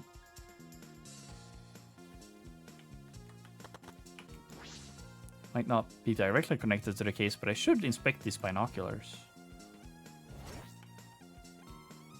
I can see that this building is on top of a hill. And I can't see past this point because it's the map loading point. But that is strange. Why would the map loading point be right in the middle of the world? Something doesn't seem right. I've inspected everything here. All that's left now is... Oh, hello. Welcome. Oh, there you are. I was looking for you. Huh? Maki, why are you here? I thought you were analyzing the program. I told you. Monotaro finished analyzing the program, so he told me to gather everyone. He finished? Shuichi! We should probably head back then. Our investigation here is pretty much done, right? Okay. Yeah, you're right. I've investigated everything I needed to. Shuichi! Well then, we'll head back first. I don't wanna. I don't wanna say goodbye to my avatar. Did you like it that much? I mean, it's a pretty good avatar, to be fair. We should go too. You got something to say? Please tell me. Hey. What's wrong? Ew. Well, you're definitely more reliable in a class trial than out. All the others think so too. Huh? What? Well, I'm not trying to sound like Kaido, but I don't think you should carry all the burden alone. You're Shuichi Saihara before you were a detective. Don't ever forget that. Well, I shouldn't be talking. I threw away my identity as Maki Hirokawa to be an assassin. I was gonna say assistant. Thank you, Maki. Bro, who does she love? Does she love me or Kaido? Fuck, man. Was she being considerate just now? Fuck, man. Well, if the storage is missing something, I think it's fair to assume it's the wood thingy. But how would that work then? Because Mew would have needed to get to the other side at all, you know? It's also like, how was she killed in this world? Still don't really know that.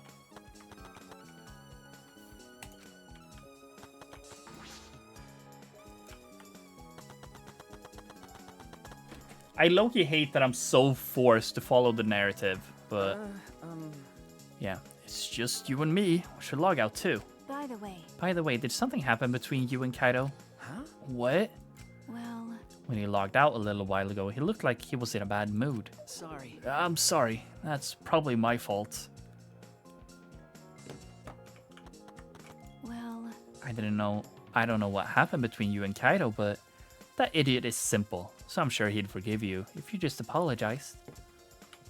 True. Real. Shuichi Saihara. Why is she still here, though?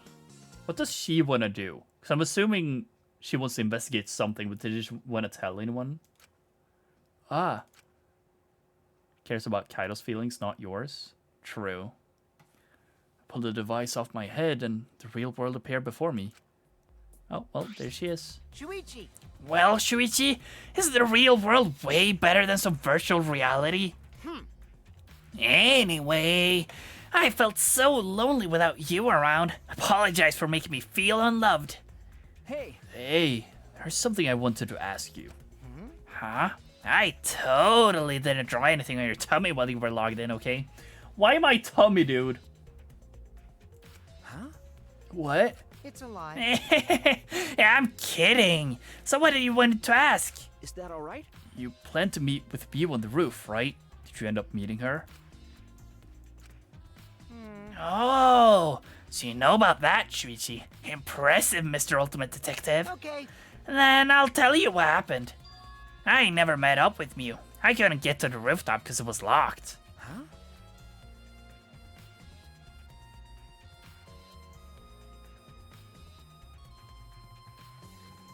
Okay.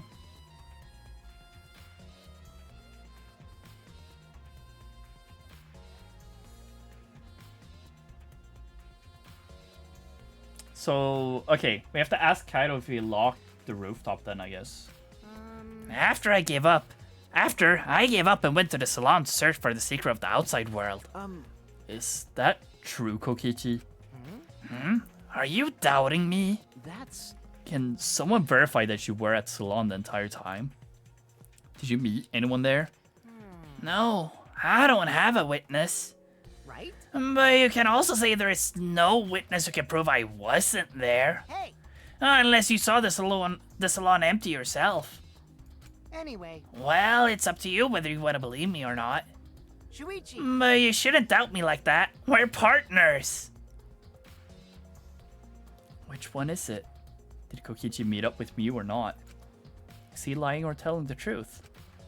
Which is it? Yeah, it's one of those chapters. I get it now. It's the chapter of do we believe Kokichi or not?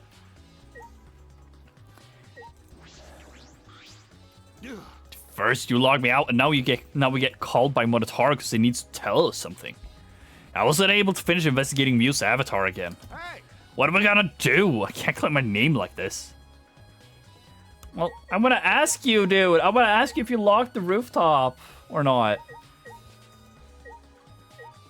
Oh well.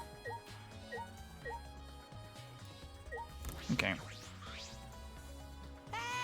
I've been waiting for you, Shuichi.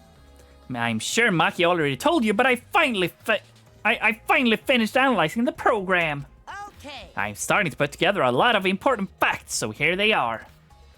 He really is trying to be our friend, a little bit at least. So, First, the person who tampered with this program was Mommy, like we suspected. Mommy has an eccentric way of writing her code, so I knew it was her right away. I guess her personality wasn't the only eccentric thing about her. Got a minute? So what did she tamper with? A few things, but I'll share the first one with you. so. Looks like Mommy deleted a lot of objects from this killing game simulator. She said that she deleted anything that could be used as a weapon. But in that case, why is there a hammer? Okay. That's true, only the hammer was left. But why was it left, The way the program was written makes it seem like she did it on purpose. On purpose? Then Did she add anything? Found a cell phone in the virtual world. No, that cell phone was an original feature of the program. That implies Mew hid the fact from us, which means all Mommy added were the 2 maps. The rest was already part of the program. By the way, While we're talking about objects, I wanted to ask you something. We used the signboard to cross the river, but could we have used something else as a bridge? I didn't really see anything that could have been used as a bridge to cross the river. So only that signboard could have been used as a bridge. So, what's the next thing she tampered with? okie dokie. Well, it looks like she also tampered with the certain parameters of the program. Parameters? Everything in that program is categorized as either human or non-human object. Is Kibo a non-human object? Now, of course, everyone's avatar was assigned as the human parameter. But for some reason, Mommy gave her avatar the non-human object parameter. Okay. that's What happens when you become an object? Well, the difference is for identification purposes, so it doesn't really affect anything. Well, But if it didn't affect anything, then why would she have gone out of her way to do that? Could Kibo be used as a bridge? You know, asking the real questions here. Perhaps that has something to do with the next thing she tampered with. So, Mommy added a wall that didn't originally exist in the program. Huh. The coordinates of the virtual world are represented on an x-axis and a y-axis. And it seems Mommy added a wall that runs on the length of the y-axis. She created an additional wall? Okay. There were walls in 4 directions and 2 down the y-axis.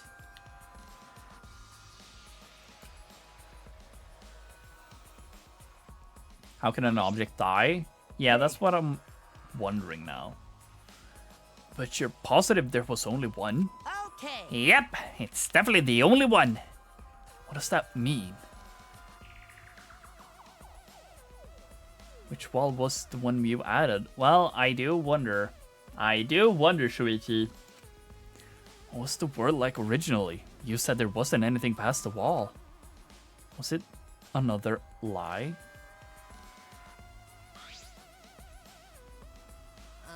Also, it looks like that extra wall was given a special setting. Setting that allows non-human objects to pass through it.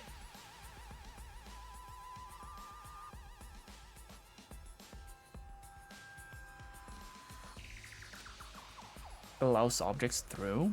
I see. I see, that's very interesting. So, are those all the things she tampered with? Oh, there's one more thing. So, one of you guys also had a strange setting given to their avatar. Huh? A strange setting? Okay. Yeah, the setting made it so they would be unable to move if mommy touched them. What the fuck?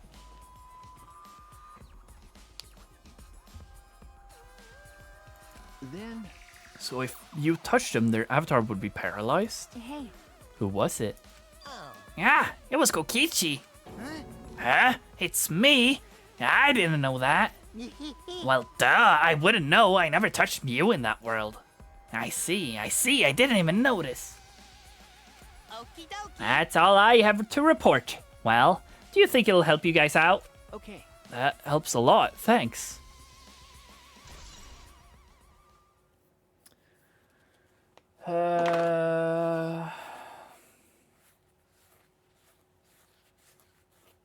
What the fuck does all of that mean? I'm assuming...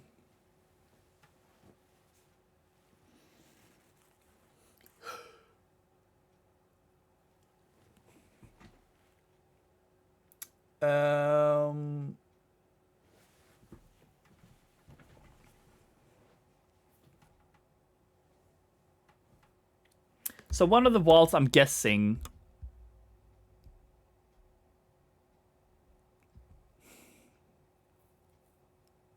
I don't know.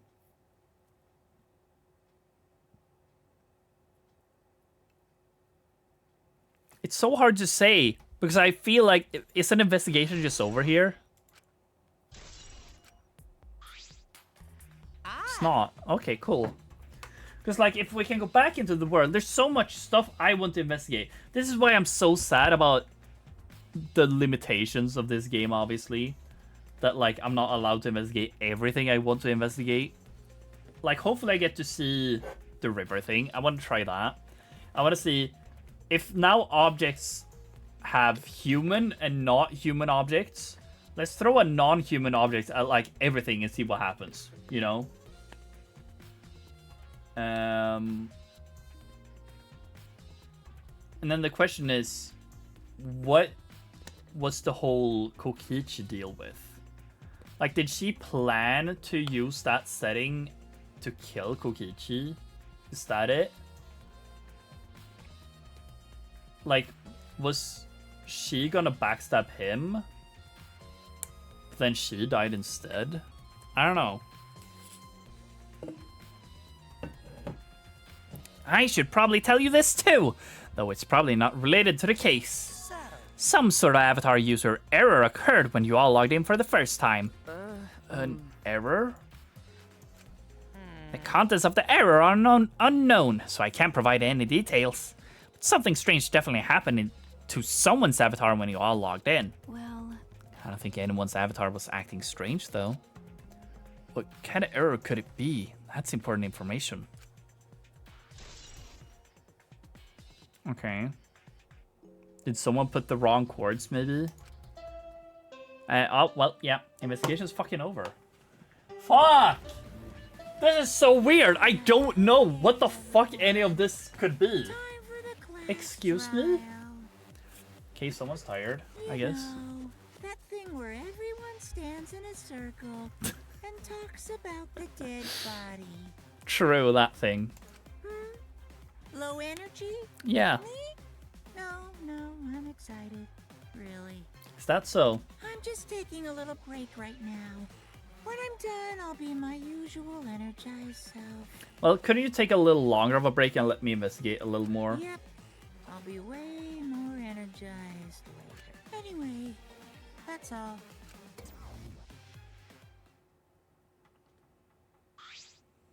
Hey! You seem like you're not into it at all.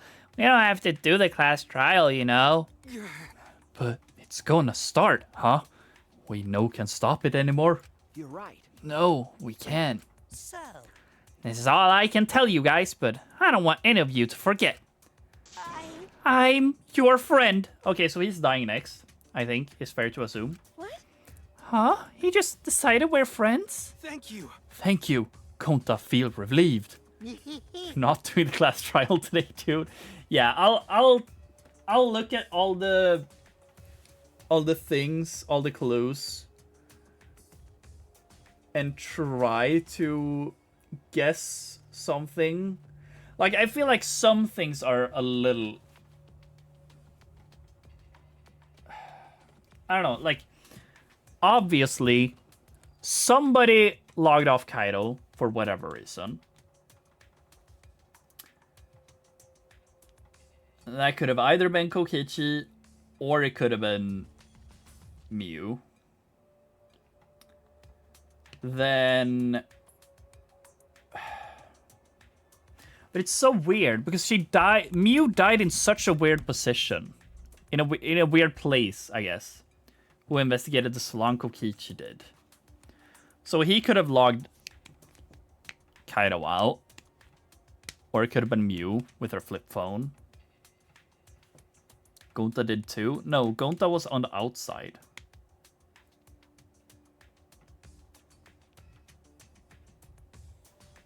Because Shuichi said, or not Shuichi, Kokichi said he didn't have any alibis that he was in the salon.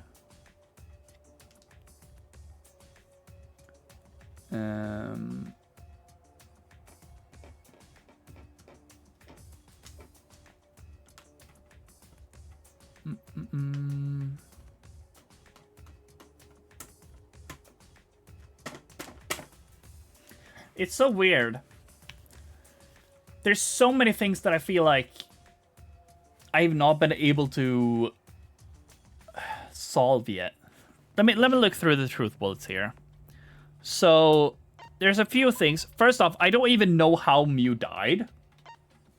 I feel like the poison bottle, wherever the fuck it is,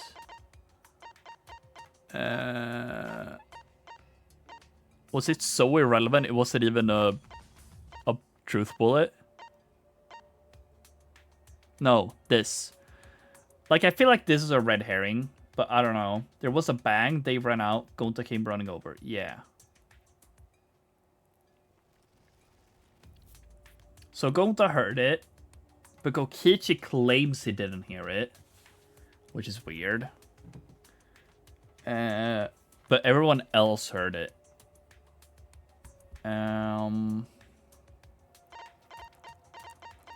There's a few things like as a streamer, I have the luxury of I can go through the VOD if I want to. But like there's also like the whole like, do I want to? Because I low-key want to reread all we said though. Like, why did Kokichi come to the bridge when we tried to get that? Why did Gonta do it? I want to see what was in the shed that I don't remember. That Shuichi was like, oh, I do remember something missing, but I don't know exactly what it is. I mean, I feel it's safe to assume it was the, whatever the video game calls it. The wood thingy. Yeah, this lattice. But yeah, okay, I'm guessing some bullshit like this.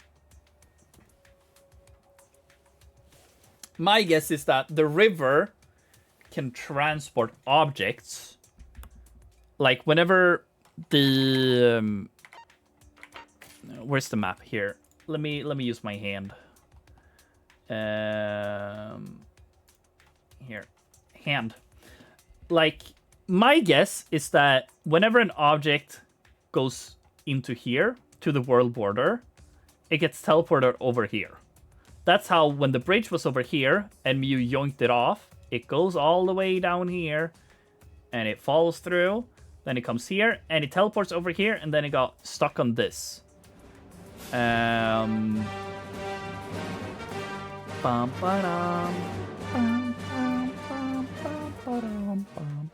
This text is so cringe, by the way.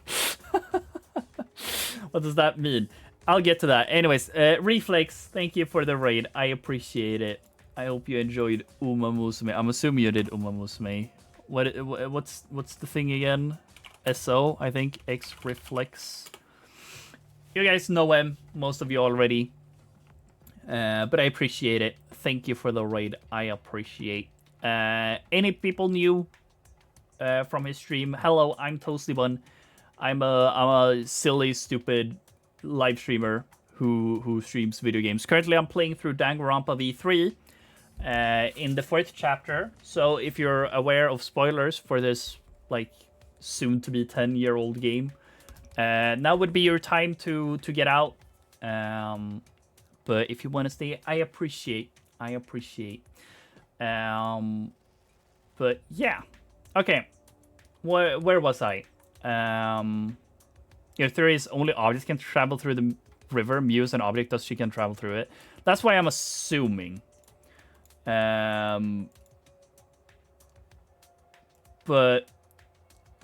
yeah, I don't really know. Because, like, I feel like since it's wood, that would float. She could just... Like, there's two things with this. If it now was over here in the storage room, that means either she got someone, probably Kokichi-dan, to get up on the roof, grab the thing, go outside, dodge Gonta. He throws it in the river. It goes over. Mew picks it up on the shore over here.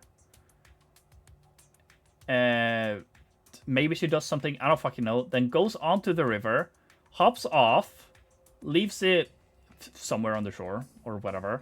Then she goes over here, in which she could have the conversation with Kokichi on top. Or it's just, you know, she runs by here for some reason, and then Tsumugi sees that. And then in that time frame, after she gets seen on this side, she goes around, goes here, goes up. Something happens over here within this 10-minute time frame, in which a loud bang gets heard and she dies. What is that? I don't fucking know. If she was by the window, that's close to the river. I mean, yes, but there is also the whole, like... Because, like, the building is on top of a hill, you know? So she still would need to run down the staircase to get down by here. But, like, here's why I'm... There's a few things I'm confused by. That... Also, what the fuck is the toilet paper about? Like... I think it's fair to assume... Let's say... could it be tossed off the roof? As it's unbreakable? Yes, it could. Oh, right. Wait. No. Wait.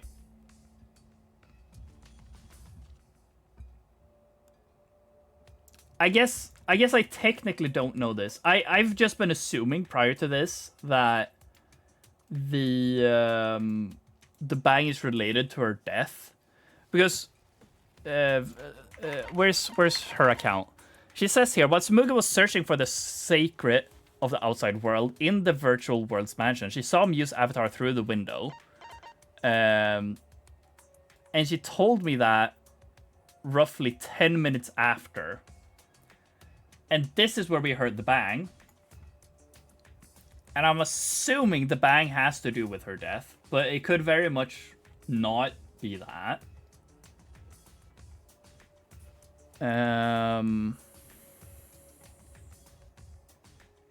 Shortly after, while they were both in the entrance hall, they heard Kibo's voice. Right, there's also that. Despite the fact that he should have been past the map loading point. It's also like, I wish I knew what Kibo was saying that we don't remember. Or that I don't remember. I feel like there was one flashback in what we saw. Was the bang first, then Kibo shouting? Yeah, because we heard the bang when we were in the kitchen, then we walked out into the hallway. Yeah, we were in the kitchen, heard the bang, got confused, ran out, went into the main hall, and then we heard like as we were right outside this door, we heard Kibo's voice. The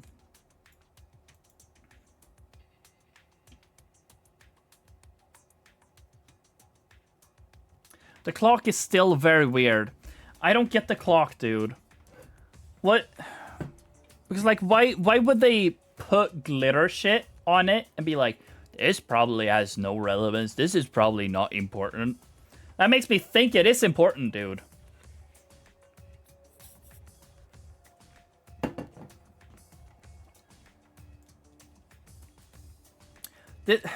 I hate this. This feels like an incomplete investigation. I don't know why.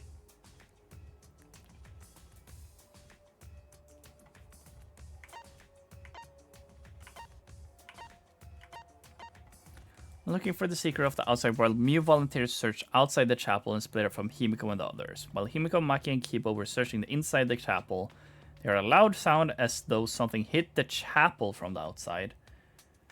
When they went to investigate, they found Mew's avatar on the ground. Himiko and the others ran back to the mansion to log out and check on Mew, but there, with no bridge, they couldn't cross the river. It was there they met up with Shuichi. Secret passage clock. Like, that's low-key what I'm thinking. But she didn't add anything. So I don't know. There's also this. When everyone logged in for the first time, an avatar user error occurred. And also what this was supposed to be.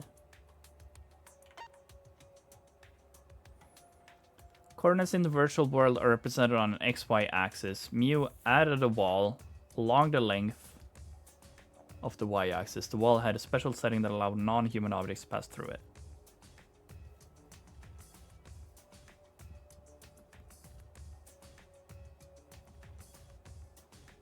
Because, like, that's also the thing. Does this...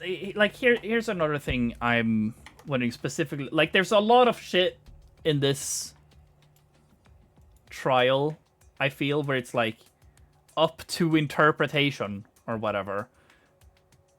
And I could have investigated this to a degree, but then just not allowed to due to game limitations.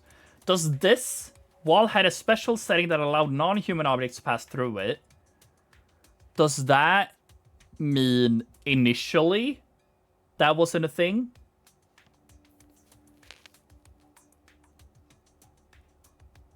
Or does this mean that this wall she added, if it now is the squiggly loading zone wall, or if it's one of the borders, either way, does that mean that only non-human objects can pass through it? Like, originally nothing was able to pass through this wall, but then she changed it so that non-human objects could pass through it. So still no humans can pass through it? Because if that's the case, then it makes sense for the world borders to be the wall she added. But it's also like, she added a wall, singular, only one. Which makes you think it's this, because why would one world border be missing, you know?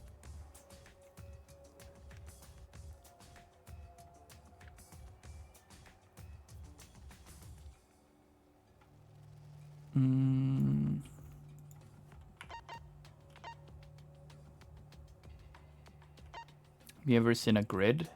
Yes. What do you mean?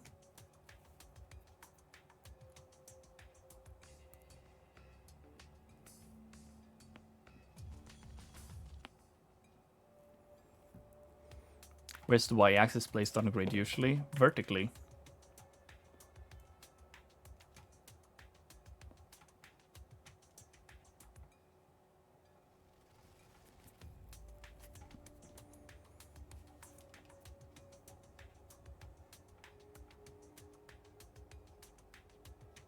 Or what are you talking about? Not in the middle, though? I mean, that has nothing to do with it. Does it? Like, you could have added the wall on any fucking grid tile, right? I think it has nothing to do with it. I don't know. I don't see how it has anything to do with it.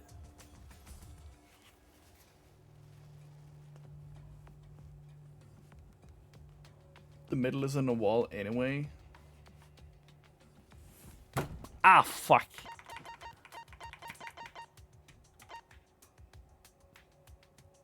I mean, this is technically the middle of the world, according to the map.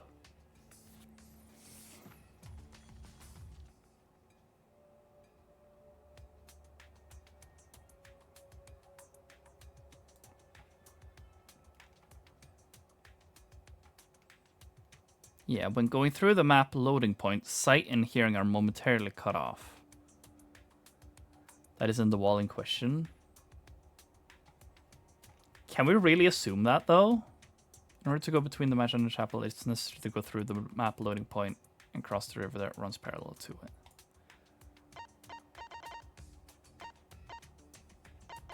Where was the thing? Here.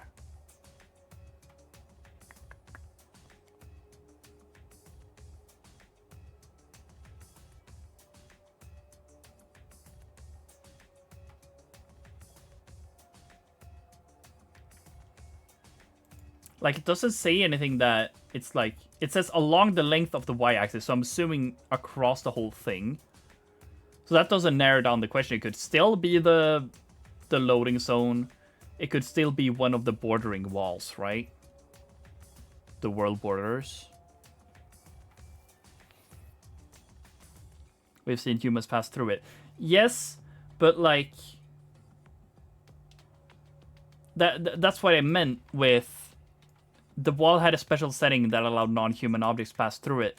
That could be interpreted in multiple ways. It could be interpreted as only non-human objects can pass through it, but it could also be interpreted as humans can pass through it, objects cannot pass through it, but she changed it so that non-human objects can pass through it.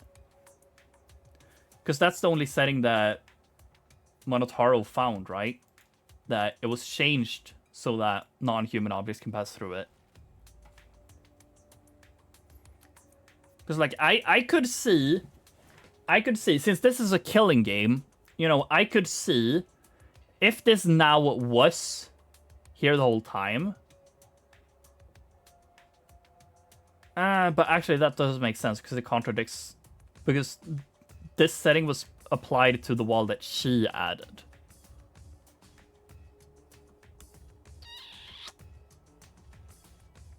What object do you think she needed to pass through? Well, herself. Because she was a non-player, non-human object.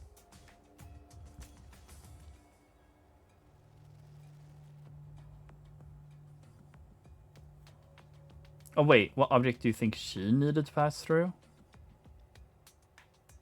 Yeah, herself. But also whatever she was holding, I guess. Why would she plan for her own corpse to pass through a wall? No, it doesn't have to be specifically her corpse, dude. Just her being a non-human object means that she can pass through a wall while no other humans can. So she could be alive and walk through that wall. What is that wall? Is it just a barrier wall that teleports? I don't fucking know, because we weren't allowed to investigate after all of this bullshit. I guess it's also that. Which Casual said. They're saying that Mew made herself a non-human object. That is legit what she said and she did. Everything in the Killing Game simulator is assigned one of two categories, humans or object. Most avatars are set to human. However, Mew's avatar was the only one that was set to object. Why does it have to be Mew who said it? Because she was the only one tampering with it, I guess. Like, I'm assuming it is, because one, Monotaro didn't say anything that like, oh, this... Yeah, why did she die? I don't know, dude. I don't know. Maki got into the program too. Yeah, but she has no knowledge of how to change any of it. How did she die? That's what I'm wondering. Like right now, I'm just tying the loud noise to be just to have something to go on, which I feel is the first thing you should do in Danganronpa. Find something you can go off of and create a scenario, but like based on that. Loud noise is Mew's death. So loud noise. Let me bring up paint actually. I feel like this is a paint angle. Do I have paint in here still? I had to take the dog out and clean my nose. Yeah, fair enough. Welcome back. Welcome back. We are struggling, or I am struggling with this fucking with this trial. How was the stream, by the way? I hope it was good. Window capture, paint. I already have paint. Where's paint? Paint. There we go. So let me minimize this a little bit, chat.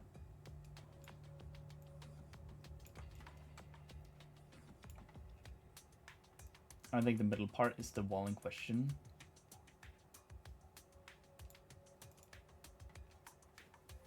Yeah, I mean, that is what I'm wondering too. I don't know. Anyways, so here's Chapel. Beautiful, I know. The Mew is over here, dead. Here's Wall. And then here's River. And then here, and then big ass mansion. And then it was like a cliff. Okay. Stream title to art. Real, actually. Real, so true. I'll actually draw this like that. Sure, why not? And then there was a short, and it went up like that, kind of.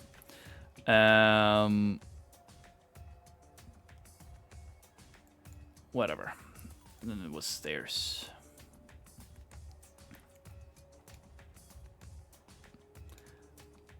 Bam.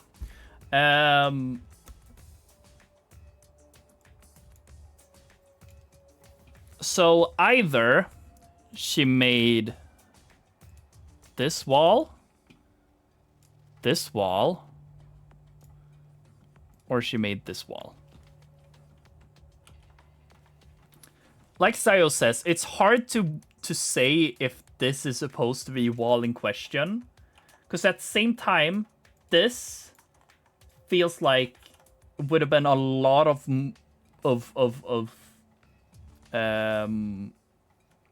that would have been a lot of what's it called, reprogram that she would have needed. But like at the same time, this makes sense. Like if this is a loading zone trigger, I would assume that right wall on the right, that this is. I mean, it all depends. Because, like, I'm guessing that the wall she added was, like, say, object go through here, object come out here, right? That's what I'm assuming. But then, if she added this wall, then this wall would have needed to be here the whole time. Which means, unless this is just an invisible wall over here. I guess it kind of makes sense, because if now, on the rooftop over here, this is now the rooftop, maybe there's something about the map we don't know. Yeah, that's what I mean. I'm so sad/mad that we don't have all the, that like I can't investigate in a way I want to. Let me just add a button to my Steam Deck here to remove the thing. Source visibility, scene, the scene, and paint. There we go. Okay. So I'm guessing she could have added this wall. Let's say she added this wall, and that's the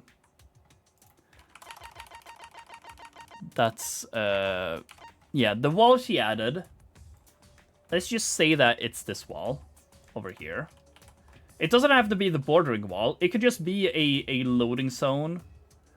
This could be a loading zone trigger. We'll use a gray. It's just an invisible wall going over here. And if an object is passed through here, then it comes out over here. Because then she doesn't necessarily need to add anything more over here. But it could just be like, when object pass through here, spawn here.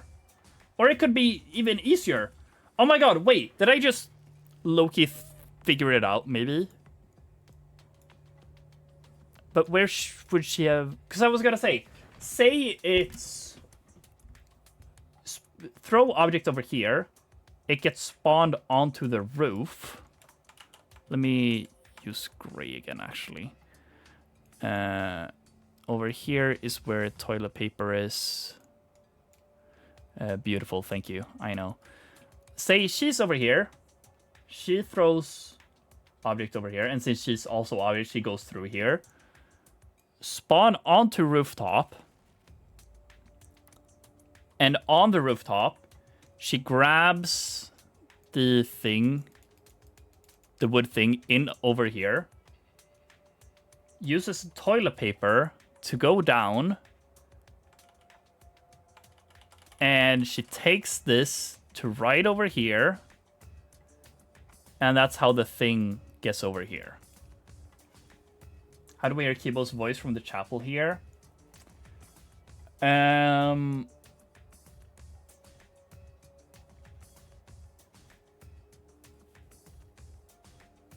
Well, you know, it could be as easy as... Yeah, I do not know, but I'm trying to make up a reason for it to happen. Like, this is what I meant with... I want to replay the both the voice we heard with both what Kibo said and the house. Not the house, the storage room. Is Kibo a human in this world? I mean, I'm assuming so, because Monotaro said that all the avatars got the human trait, which means that since Kibo had an avatar, means he's human in this world, technically. Where is Tsumugi's account? Not Tsumugi's account. This, loud noise. Shortly after, they were both in the entrance hall when pirate software is going on. I'm trying to figure it out, okay? Deal with it. Shortly after, while they were both in the entrance hall, they heard Kibo's voice, despite the fact that he should have been past the map loading point. I'm guessing is this wall could, like this wall, maybe get sound through it, you know? If that's the case, then that would explain why we hear Kibo, since if one of two things then. Say the spawn point is over here, then it makes very much sense that Tsumugi both would see Mew teleport. Actually, I want to say I don't think the spawn point would be the roof. So I was gonna say we need a reason for Kaido to go away, but Kaido would need to go away just for her to be able to go onto the roof and grab the thingy, you know? The lattice.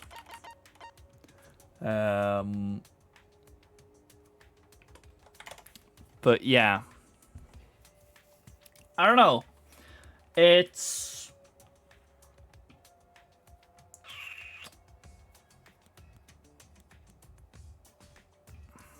I don't get why she feels the need to go through here. And then say the spawn point is here. She would need to walk over here into the door, up 3 sets of stairs to get up here. Then grab the thing. If she went into here, she could have grabbed the toilet paper. She could have went down with the toilet paper down here. But why would she need the raft then? Or lattice, whatever. Because I'm assuming maybe the hammer is what was up in here. Either way, she would have needed the lattice at some point, right? Which I don't know where she would have gone if not from the storage.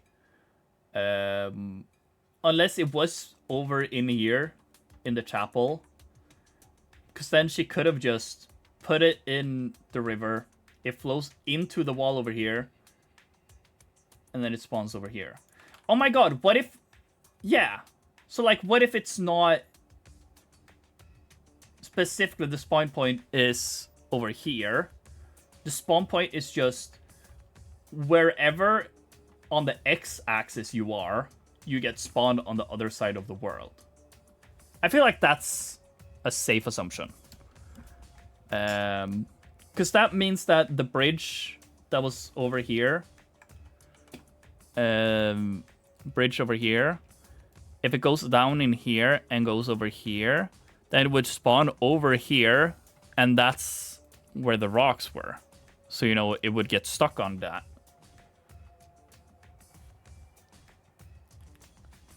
Okay. I just need to figure out why she did all of this. What the silence during transition means. What the bang actually was. How she actually dies. And what's the purpose of her getting up here even. Because I feel like it's safe to say that her spawning here, going inside to grab whatever she grabs up here, whether it's the hammer or if it's the lattice. She locks the door, which is why Kokichi can't get up in here, if that now is true. But that's also like, it's so late then. Why? Because this was like 10 minutes before the bang. That she would have needed to do this, since Tsumugi saw her over here.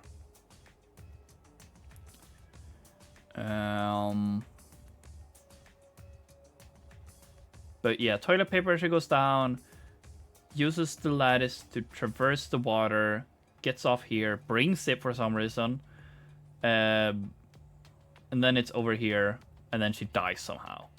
And she dies in a way that her real-life counterpart has the, you know, like a strangling pose, you know?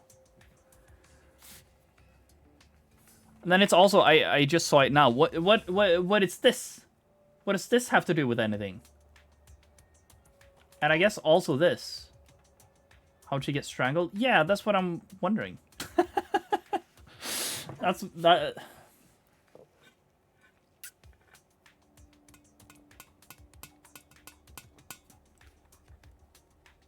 Like, the only thing I could guess here is this avatar error means someone else got bugged out and also got you are non-human player, non-human object, or whatever. Which made it so they also could pass through the wall, you know?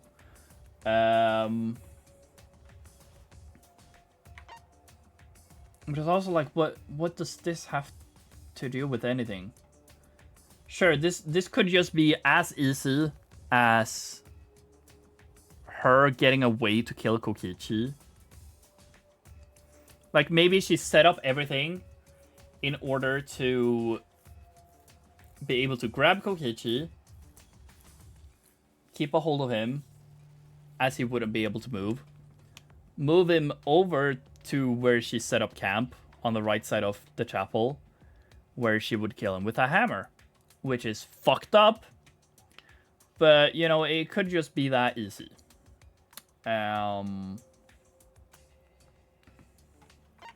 that could be what this meeting was supposed to be.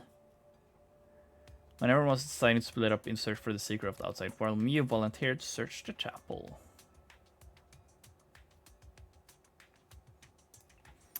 But yeah. Found frozen and collapsed in the snow between the chapel and the wall where the virtual world ends. When the user logs out, their avatar disappears, but if the user's real body dies, the avatar stays in the virtual world. This avatar cannot be injured. It doesn't look any different from when Mew was alive. Everything in the Killing Game Simulator is assigned one of two categories, human or objects. Most avatars are set to human. However, Mew's avatar was the only one that was set to objects.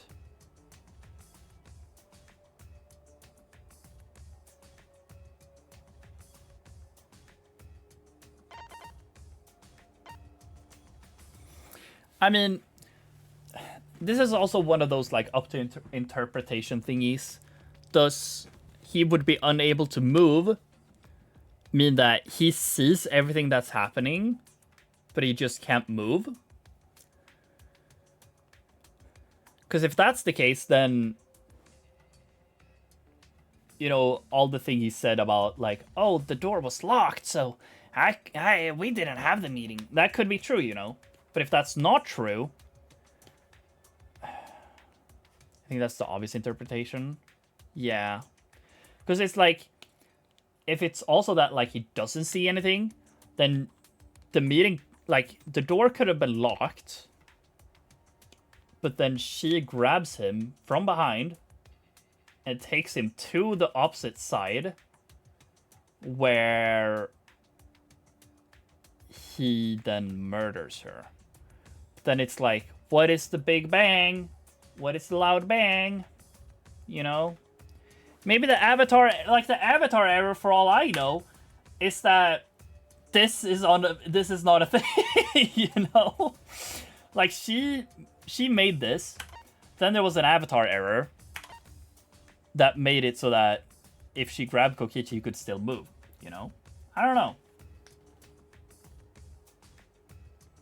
I don't remember. What was Kokichi surprised when he heard that? He didn't really say anything, did he? Right?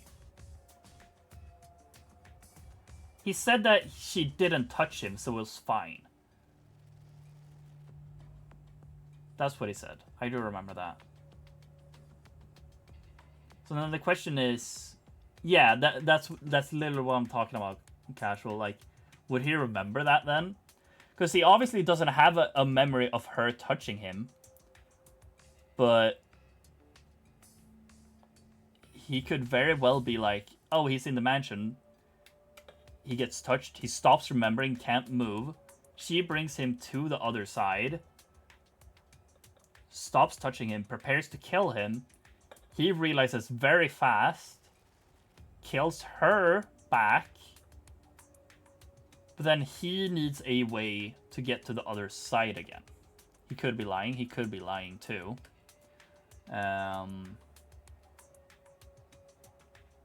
That's the annoying thing about Kokichi, you know? I generally don't know. I love and hate this trial. Fuck, this is actually so hard. I feel I want to make a call out that Mew and Kokichi was talking and planning a murder. Then Mew wanted to backstab Kokichi, but then that backfired on her somehow, and that's how she dies. Because I don't get what they were whispering and talking about, and like he seemed to know so much about all of this. I need to sneeze. Oh, I hate this. Yeah. It's also like, we still don't know what the bullshit he was talking with Monokuma is. That we know that Shuichi doesn't know. God,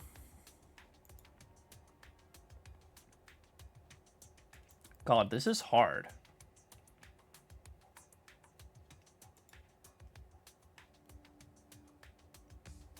I feel as though I feel as though at least, God, I wish there was a dark mode for paint.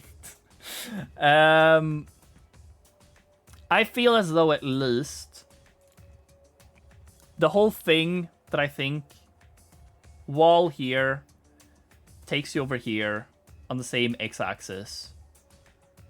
She goes inside, grabs a piece of toilet paper, runs up, locks the door. Kokichi can't get up to the other side. Prior to this, she has logged out Kaido. But wait, it's also right. It's also the thing of Kaido being logged out like 1.5 hour, like 1 hour before she was sighted over here by Tsumugi. Since Miu's avatar died, could I take her avatar hand after death and freeze Kokichi? I mean, that's something that I would want to know too, you know? That's something I would want to try and investigate, right?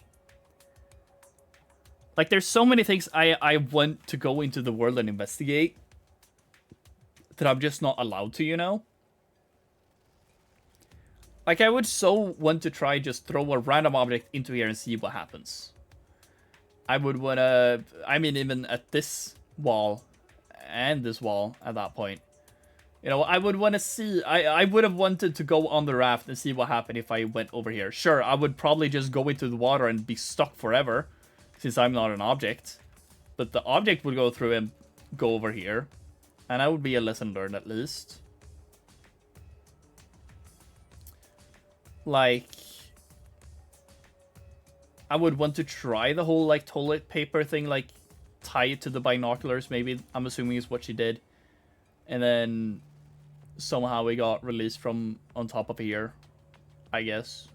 Because, like, that's also the thing. Obviously, she uses the toilet paper because it doesn't break as a form of rope to climb down from here. But then it's like, how does it go all the way down here? Because she would need to tie it up here, I'm assuming. And it goes there. I don't know. You're still drawing. Yeah. I have nothing else to do this stream, because I don't want to start the trial. But I didn't want to end the stream just now without, like, trying to figure it out. So I'm trying to figure it out. But I feel like this is safe to say at least. I don't think either Kibo, Himiko, or Maki did it. It feels unrealistic that Kaido did it, unless it is actually the poison. But then it's also like, what is the bang?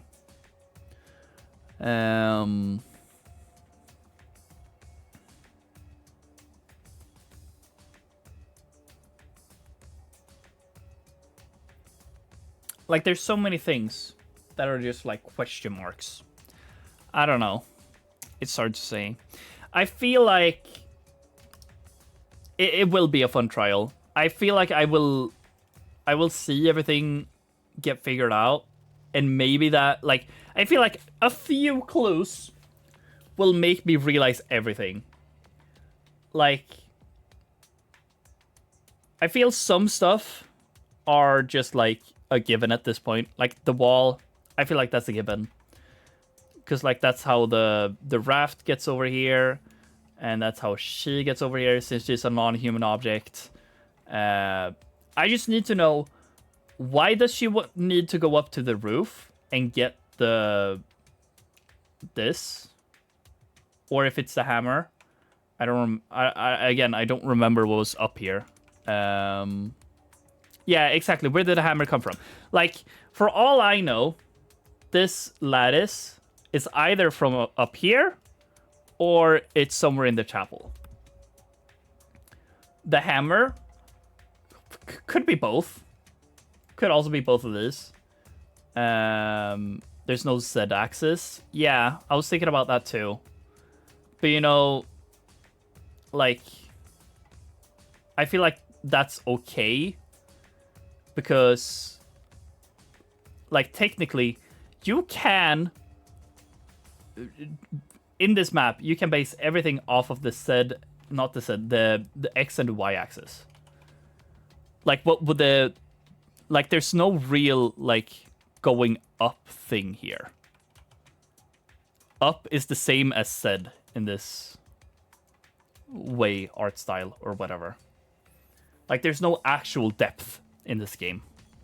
So that's why there's no Z axis. But yeah. Like, I don't think exactly, like, where is the hammer from? Where is the lattice from? Where is the phone from? I don't think that's as important as more, why did she need all of those things? Like, obviously something is up here in the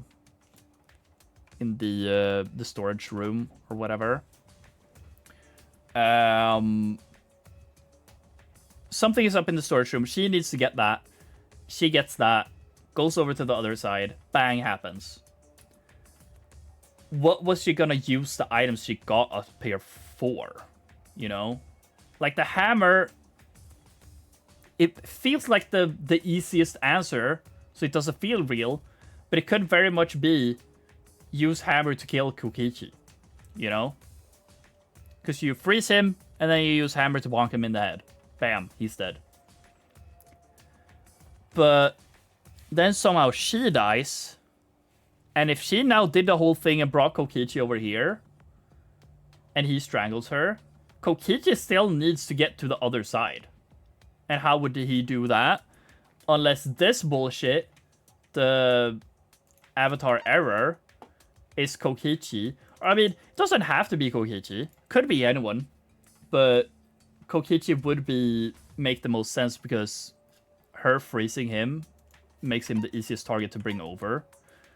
But if this avatar error happens, and say this avatar error is Kokichi was brought over to here. What do we use? Let's use, I mean, green is more Kibo, but I don't really have a good color for Kokichi here. He has purple in his name, actually, so we'll use purple. Kokichi gets brought over here. But then the character error makes it so he can pass through here. How does he know that? I don't fucking know, dude. But yeah. Then he could pass through here, get over to this side, and that's how he could run amok and rendezvous with all of us. But I don't know.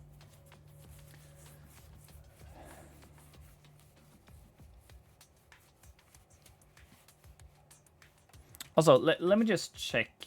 Can I see that through this? Her eyes doesn't really look bloodshot, right? So I feel like the poison is just a no-go. So I feel like it's not Kaido, nevertheless. But, yeah.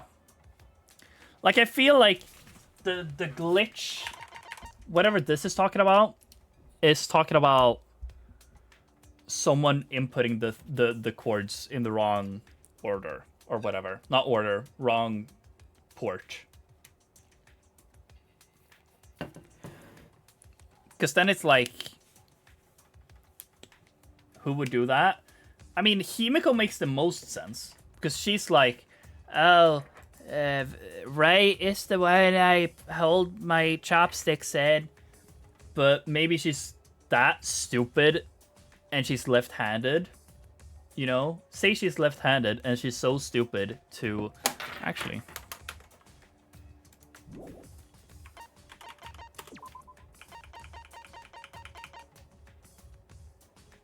I mean, she holds her staff in her left arm. Left hand. You don't think anyone else is stupid enough to do that? I mean, Gonta maybe? I mean, I feel like it's either we do make a lot of fun out of Kaido, but I feel like he would at least know his lefts and rights. Gonta, it's fair to say that he would not know the difference between left and right. But Himiko made a very big deal about not knowing her left and rights.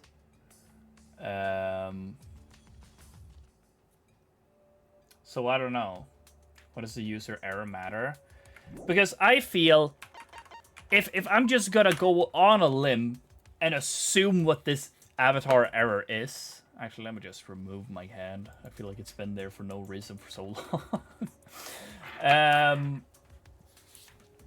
What could this avatar error be? The avatar error could very well be that whoever... I'm just assuming that Miu wanted to murder someone over here. That's why she brought the hammer. And then that user error also made that person a non-human object, which means that they could also run over here into this wall and spawn over here, which means if it's Gonta or if it's Kokichi, then it makes sense that they would be able to run over here and meet with us over this way, you know? But then comes the problem. How would they know that they could go over here? Unless it is Kokichi, and he just knows that she implemented all of this bullshit. And then he just tried it, and he saw, hey, it actually works. Or maybe he, with intention, you know? I said, who's bad at their left and rights, and would accidentally fuck up their chords. Who's to say that Kokichi is psychotic enough and would be like, heh, I'm gonna intentionally put in the wrong chords and see what happens. You know, I feel like he could do that. And then he figured out, hey, I'm a non-human object now.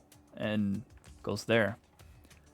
Person would have to know they erred. Yeah, exactly. But I mean, that's what I'm thinking. That, like,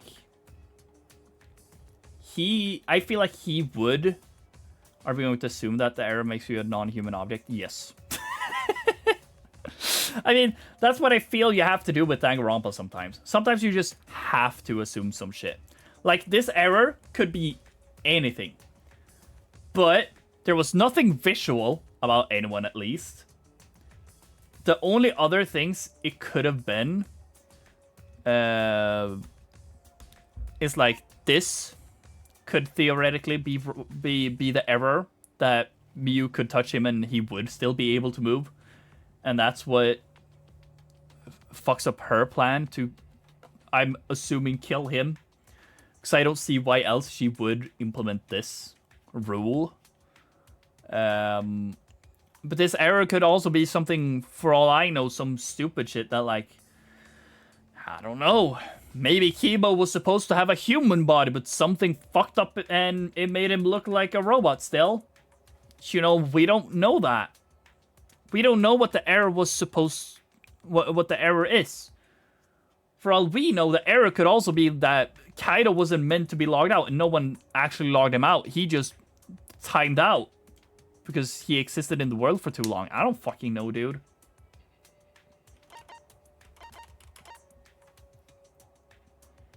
Because, like, he logs in at 23:02. No, that's 15 minutes after. If that's the case. 6 hours, 15 minutes. Yeah, that doesn't feel legit. But, yeah. You assume Kokichi knew, said, fuck it, I'm gonna switch the chords to fuck it up instead. I mean, I'm not saying that. I'm saying that Kokichi feels like the type of guy that would go, hey, I'm gonna try and switch up the chords just to see what happens. I feel like he would do that, you know?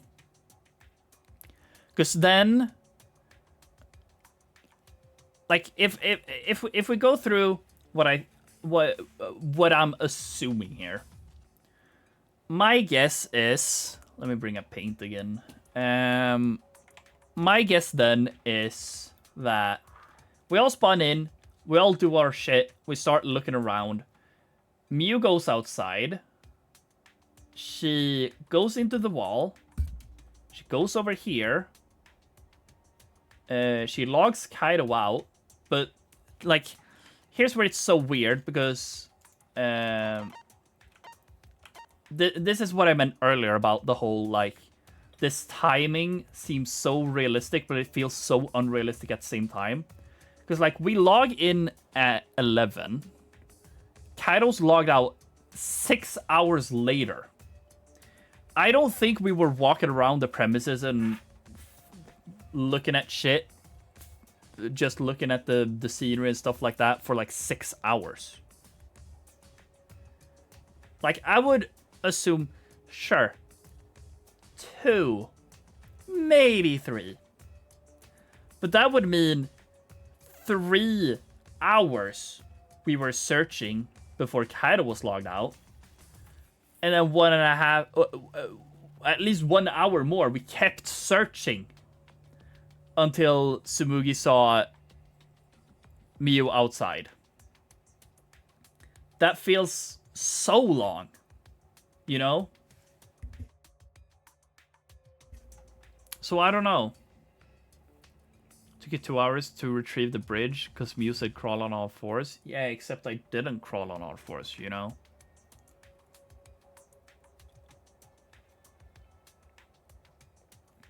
But then it's also like...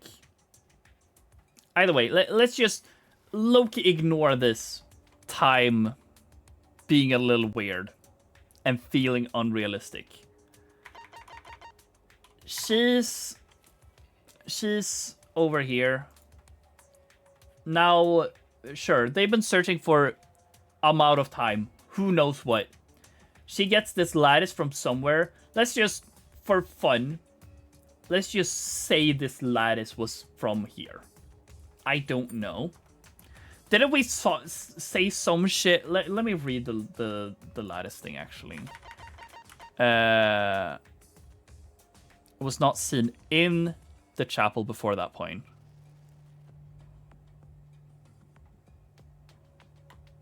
Okay. What about the hammer?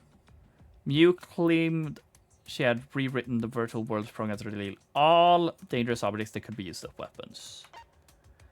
Found on the ground by Miu's avatar. Like the phone in the salon, it allows its user to log out by saying their name into it. However, it can also be used for someone else to log out by saying their name into it. Okay.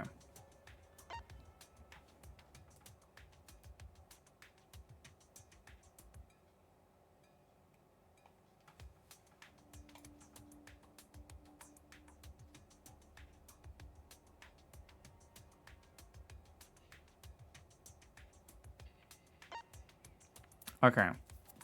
So this makes me believe the way this is worded, which I feel isn't really anything I should fully commit to, because I feel like this chapter has so many things that could be up to interpretation. But anyways, she needs to get over here for some reason to get this lattice. She uses it to cross over. Why does she need it? I genuinely don't know. But it's also like...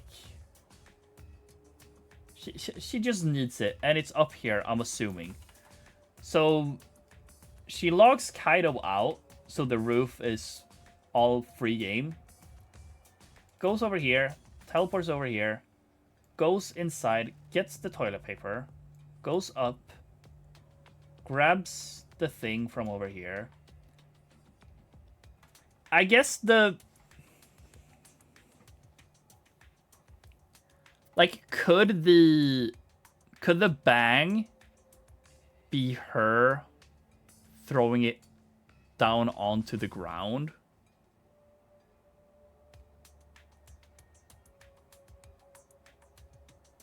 But it's weird, because, like, would Chapel Crew hear it then, even?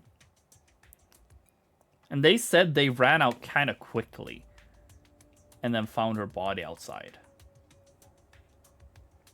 So I don't know if that's actually what the bang is. I mean, it could be. Say she did that, goes out, goes down, rides the thing, goes up, goes to kill Kokichi here. But then I feel like if the bang was so loud, then she would have thought fat ass falling true. I mean, I don't know. Like, I'm still just assuming that the bang is at the time of her murder. But, like,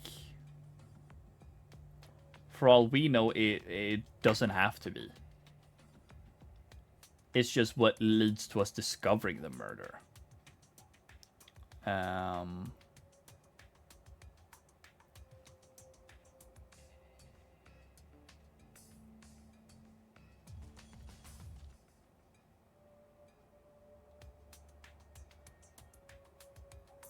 Because, like, that's the thing. I still need to... Like, there's a few things that I'm missing to solve this, I think. And it's like I said. Why does she need... Why does she need the fucking... the lattice? Why does she need this? Over here. Like, I can make sense of the traversal to get it. Like, all of that makes sense. Unless the hammer was also in here, and she wanted the hammer. But I feel like if we saw the hammer up here, we would have questioned it, and I feel like I would have remembered that. But I'm pretty sure we didn't. Which makes me then believe... Why did she need the lattice?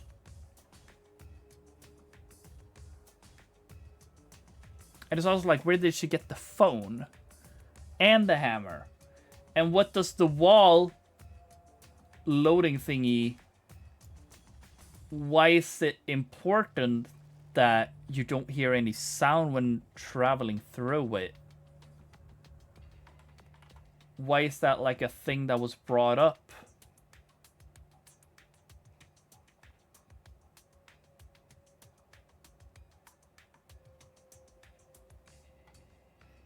Because it's like, it's... I mean, it could just be the same thing as the Corkio thing, where it's like, oh, if the which murder becomes the blackened, is it the what happens if there's two murderers?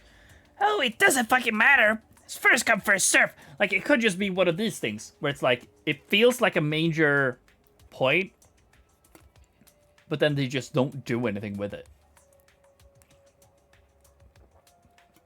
Because it's like, why make a thing out of it if it's not gonna affect anything anyways? I don't know, it's stupid. I feel like I'm not really gonna get anything more from this, to be honest, chat.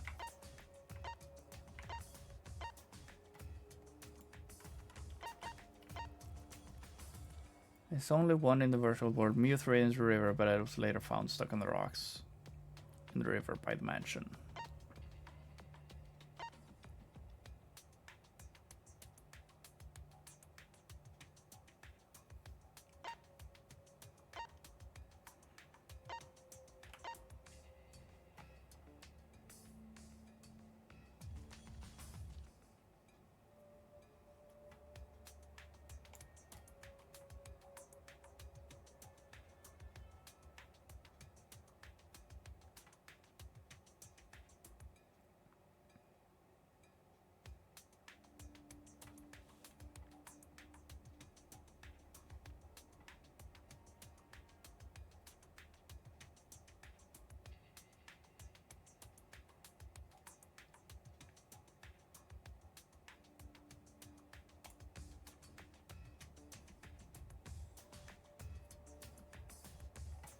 I don't know, dude.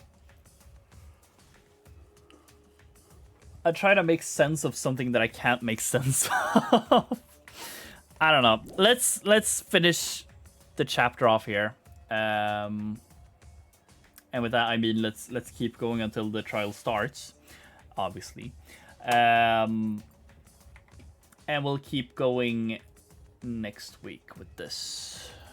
That's so mean. Oh my god, Among Us? No way. Sorry. Don't worry, Monotaro. Shuichi will get revenge for Mew's death. let me just...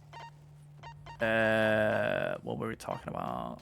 I don't know any of you. I'm your friend. You just decided we're friends. Thank you. Going to feel relieved. Don't worry, Monotaro. Shuichi will get revenge for Mew's death. And he'll get that revenge by finding the culprit among us. He's right. The culprit is someone here. Thanks. Thank you, everyone. Thank you so much. When this class trial is over, I hope we can all get to know each other better. That's the kind of line that triggers a death. Like, I was just gonna say that. That's foreshadowing of him being the next Monokub. Okay. I want a fresh start. I want to make up for my past mistakes. Wait. That too. Meaning you all. That's really... Sorry. Sorry, it's nothing. I'll save it for after the class trial finishes. The flag is rising. What was that? I think I heard something over there. All right. I'll go check it out all by myself. So long. Farewell. Farewell, Monotaro. What did you say? It's waving in the wind. This is stupid. Quit screwing around. Let's hurry up and go. Gonta do his best. Gonta do his best too.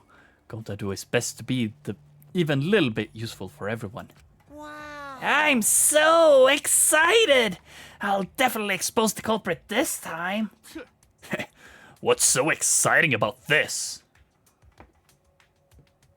With conflicting emotions in our hearts, we headed to the Shrine of Judgment.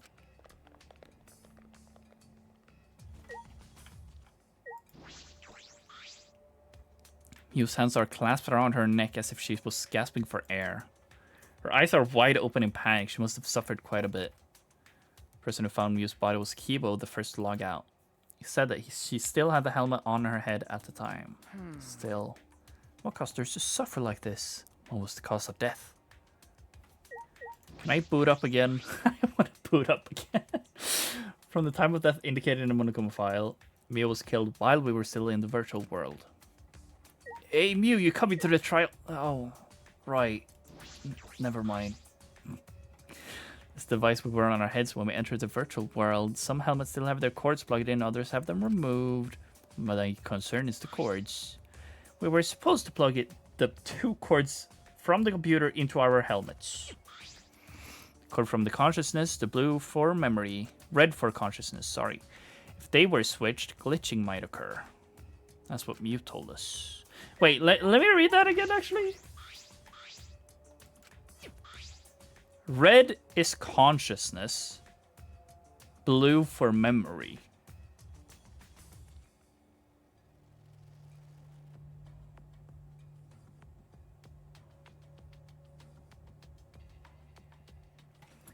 Would that have any specific... How could that fuck something up if you were to put them in wrong? I don't know. Like, I'm just thinking memory. That could make it so you don't remember anything from the time you were plugged in. But, I mean, I feel like everyone did remember, right?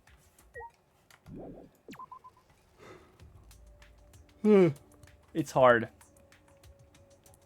This trial's difficult. But I like that.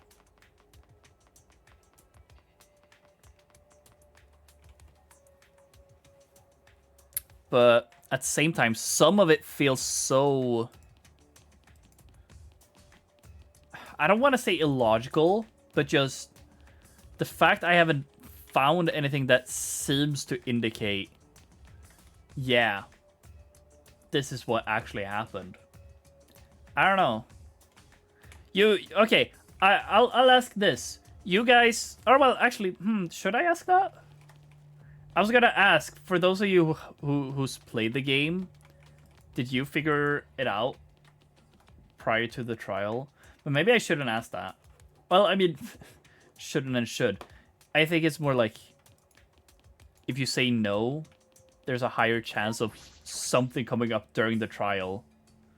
That is a vital clue. I figured it out for real. Damn, I believe you, Harun. I was close though. Okay, fair. I mean, I feel like I'm not too far off. I mean, it's hard for me to say confidently, but it's hard for me to say confident that, like, I have it figured out. Because, I mean, I felt I had it figured out last time, but then I was completely fucking wrong.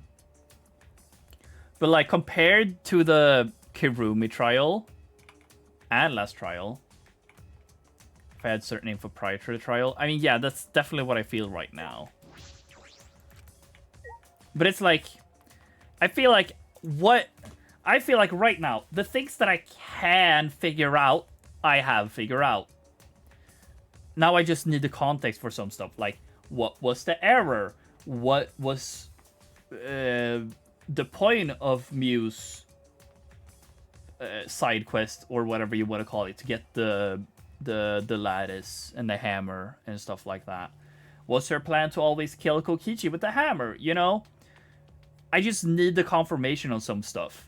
And then how she actually died. Was it the poison, or was she strangled, or how did she actually die, you know? If I get some of the context, I feel like I will be able to solve it relatively quickly. But yeah. I feel like I cannot pinpoint it to anyone right now, though. I just feel like if we go with the error being someone was assigned object that wasn't supposed to be assigned object, then I feel like it could have been Kokichi and Gonta, obviously. But Kokichi makes more sense. Since he had all the build-up to potentially be Mew's victim. And also him seemingly having some form of talk prior with Mew about the whole situation and making this. It's like he was very on about us getting to the computer room and getting into this virtual world.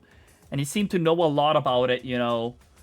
So, like, I feel like he definitely had some play in the making of it all. Once you're on his side versus Kaido. I mean, that could just be Kokichi being Kokichi, you know.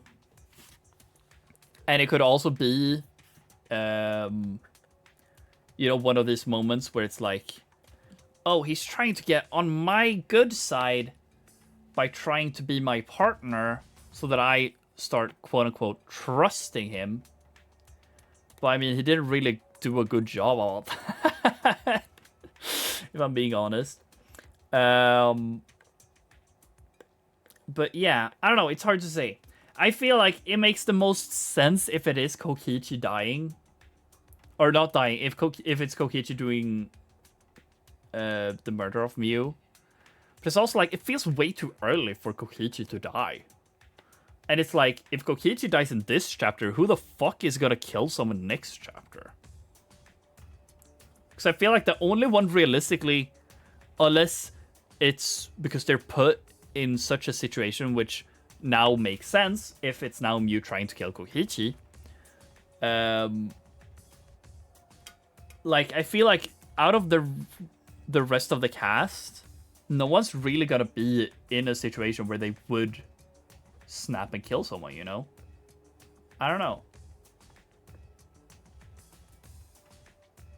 I mean, the only one I could see would be Maki, but I feel like that would just be on accident then. Because sure, she could just be lying. We don't know. But she just, I generally get the feeling that, like, she doesn't want to kill anyone here. She might not be friends with everyone, but I just get the vibe check that she wouldn't kill anyone. And I get that vibe check from, like, everyone. But, you know, much could happen. Something could happen during this trial that could make someone snap at someone next chapter. Who knows? Unless it is Kokichi that survives somehow. You white knighting Maki? I am white knighting Maki. But yeah, I don't know. Like, right now, my guess is Kokichi. That Kokichi is the one who murdered. But I don't really... Like, I can't connect some stuff as to why. Like, the only things I could guess is that Kokichi and Mew planned something. in a way that she would murder, then Kokichi plugs his headset in wrong, which gives his character an error. That error is that he also becomes a non-human character. He knows about the whole thing about Mew setting up so she can be a non-human character and travel through all of that. And then he just lies about the door being locked up on the roof. Him and her go up there with the toilet paper roll. Gets the lattice. Then they could, for all I know, they could just lock it, I guess. But, like, it's also like, no one has the info if the door was actually locked or not. But, yeah. He is literally the chaotic neutral. For all I care, he could be chaotic evil too, but he is most definitely chaotic neutral, that's for sure. But yeah, then him and her get down. She touches him, so he can't move. Go over the river to the other side. She has the hammer. Lets go of him because she has to grab the hammer. Then he just jumps onto her and strangles her to death.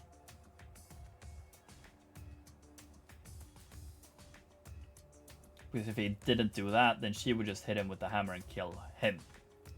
And obviously he wouldn't want that. But then he just tries walking through, realizes, I am a non-human character. And then he realizes, I can just walk through here. And then he manages to come up with the rest of us on the correct side, over by the bridge. Less people, huh? Yeah. You think it's out this time?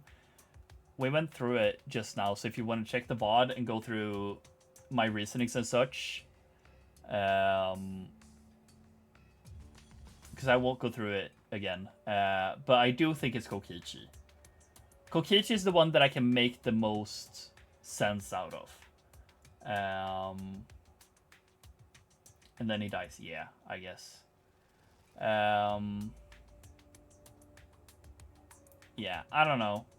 Kokichi is the one that makes the most amount of sense to me. But at the same time, I feel like there's some clues that are missing that feel vital to me solving this case. Like, if I were to... Shouldn't you be happy? I mean, sure, I guess. I mean, I'll be happy once I see it, you know? I'll say this.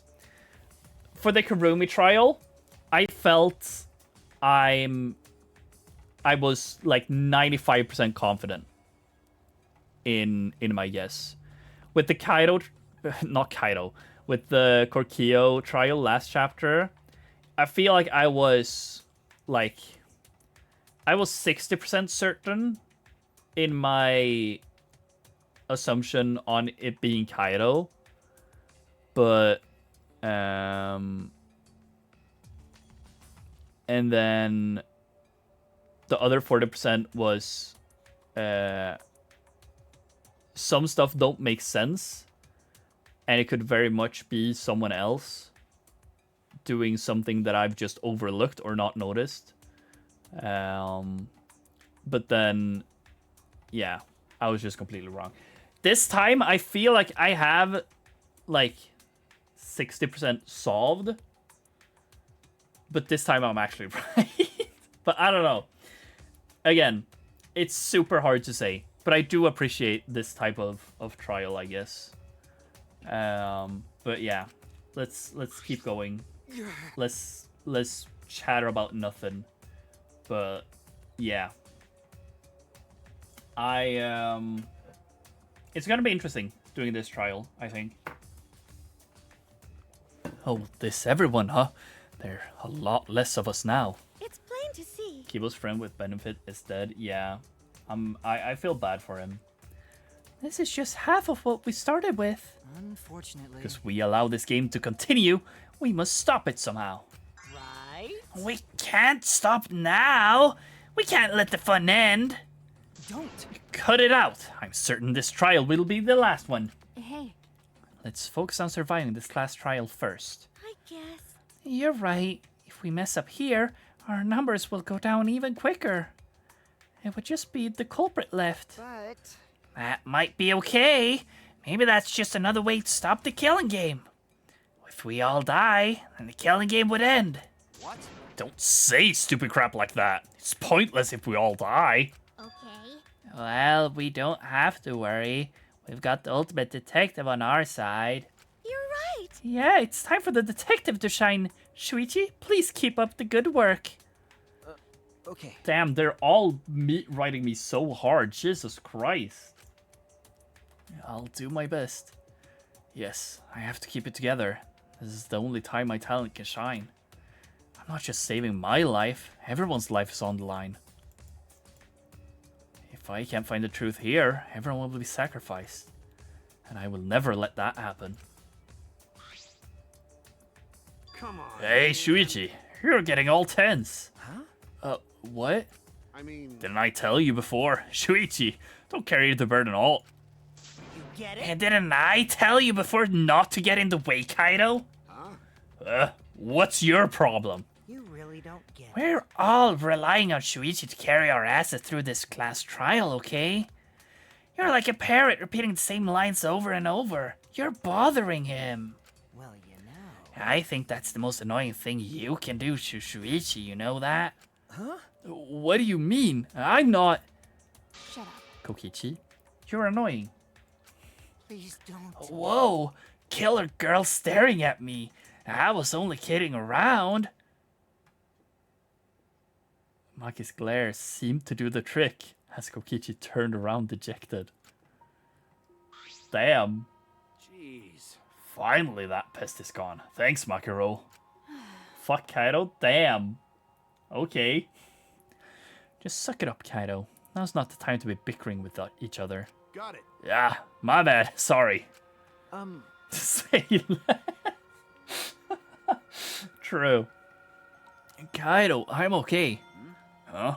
Well. I know that's what you want to say, Kaido. You don't have to worry. I believe I see. In that case, I'll believe in you and won't say anything else. Shuichi. But if you have any problems, let me know. I'll help you. I'm here for you, bro. Thank you. Kaido's my least favorite this game. He's for sure not my least favorite. I don't know who my least favorite is. I think my least favorite is Kokichi. I mean, his not... I shouldn't say growing on me.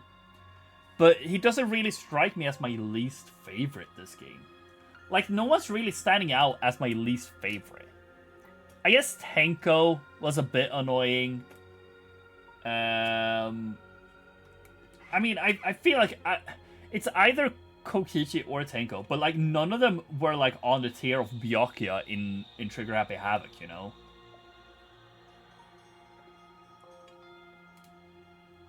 Like, I generally hated that guy. But like, I just have a slight annoyance to Tenko and Kokichi, I guess. But no real hatred, I guess. I mean, it's kind of the same as Teruteru, whatever.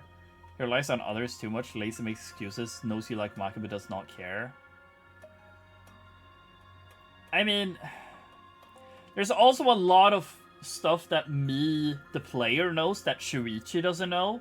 You know, about the whole him being sick, vomiting blood and shit. You're just jealous he gets the girl and not you. Shut up! I don't know why I did that in Kaido's voice, but... I don't know. Kaido was a bit annoying in the beginning. He was trying to get into Kaide's pants a little too fast, I feel. I did dislike Kaido for that. But then he grew on me as Shuichi came along. But I mean, Kaido is exactly the same towards Maki. So, you know, I don't know.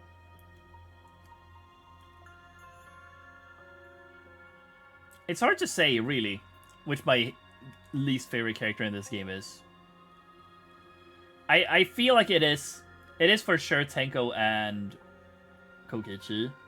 But if I'm gonna do a like all Danganronpa games character tier list, they will be a few tiers above Byakuya, I feel. I feel it's like at the bottom Byakuya, then Byakuya at the bottom, I think at least. Then would be Teru Teru, and then Tenko and Kokichi comes together with Nagito, I think. And after that comes like the neutral tiers. But it's like Nagito is so hard to Byakuya under Teru. You're fried. No, I just don't like Byakuya. I just don't like Byakuya. I am a little biased for Teru Teru because I really enjoy doing his voice. He had a really nice voice. But I don't know. Teru Teru also has the benefit of only being in one chapter of the game. So he could only sexually harass people one time. Fat Byakuya was low-key cool. Once you got to know him a little more. Also, yeah, Danganronpa 3 also helped Imposter a bit. I guess it made Teru Teru a little bit worse. But I don't know. Byakuya, I don't know. He's just always been this character which is like, I see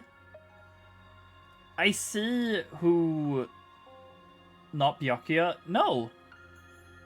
What did Byakuya do in Danganronpa 3? He came to the area. He went like, okay guys, go investigate. And then he low-key died. Except he didn't die. Then we just didn't know what happened to him until the last episode. Your opinions will change with Danganronpa S. True! True! He's not mean to his friends. Byakuya's not mean to his friends? You did not just fucking say that. You did not just fucking say that, dude.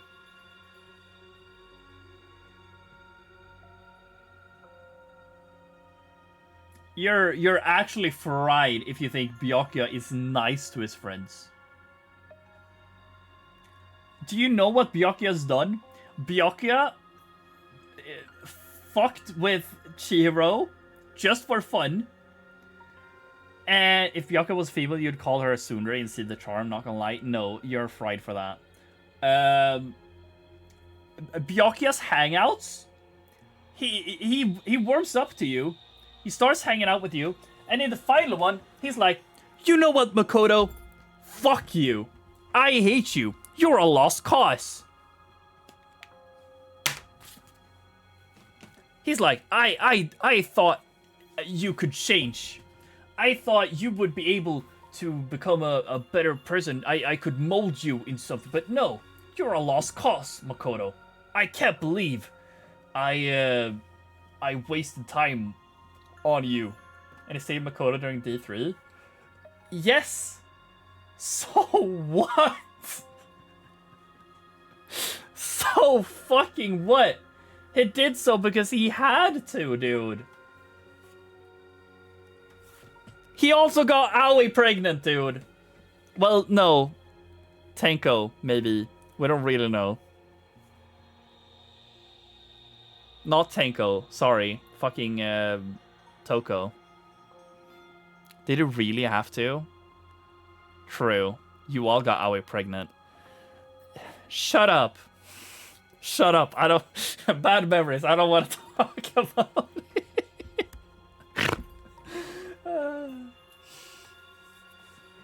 Either way... Yeah. I'm stern on my position. Sure. I'm heavily biased as well. Because he did fuck up the trial of my favorite character. Yeah, Teru Teru above Byakuya is just wild. No, I don't think it is. Because Byakuya throughout the entirety of Danganron, he was low-key an asshole. Teru was just in one chapter. Over Haiji? No, I never said that. I didn't think of the Spare Girls. Haiji is like arguably the worst fucking character in the entire Danganronpa series. Or arguably, there's no arguing. He is the worst character, actually. I'm willing to say. Pack it up, times. It's time to go to bed. Sure. Worse than Jotaro? Yeah, worse than Jotaro. Because Jotaro at least wants to kill people. He doesn't want to fucking sleep with children, dude. Even though Byakuya only cares about himself. Bro, I don't care. I have a vendetta against Byakuya. That's not gonna change. I can in good faith put him under a sexual harasser. I mean, I see your points, but I don't know. Teru at least grew on me. Like, Teru at least has the whole, like when you do his hangouts, you get fucking, it was a perverted scamp? Yeah. And we don't fuck with him for that. Like, there's a reason he's in second bottom tier, dude. I don't like Teru. He has no redeeming qualities. Yeah, neither does fucking Byakuya. Byakuya is actually good. No. No. Shut up. No. I don't like Byakuya. You will not change my mind on that. Sure, he might not be a sexual harasser. But here's the thing. Teru, sure, he might sexually harass people verbally, but there's no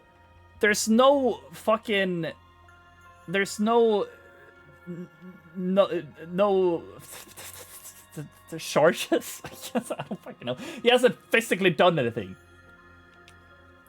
No. Did he do that? I have no recollection of him doing anything physically to people. Tell me what, if that's the case. Because sure, then I'm willing to change my argument.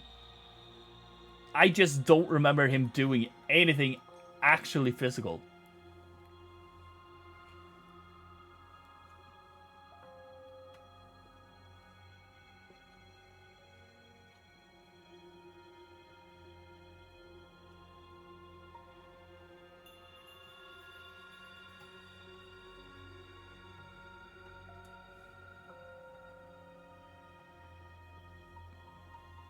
I'm not saying it's fine. Here, again, I'm not saying Teru is S tier, chat. If Byakuya is F tier, Teru would be E tier. Or E minus, F plus, whatever. Repressed memory. I think you're just making shit up. Just to try and prove me wrong, Reflex.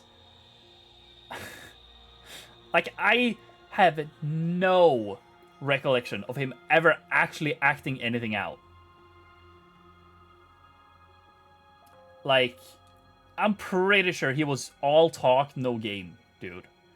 You're saying a sexual harasser is better than a self-important asshole, do you understand? I do.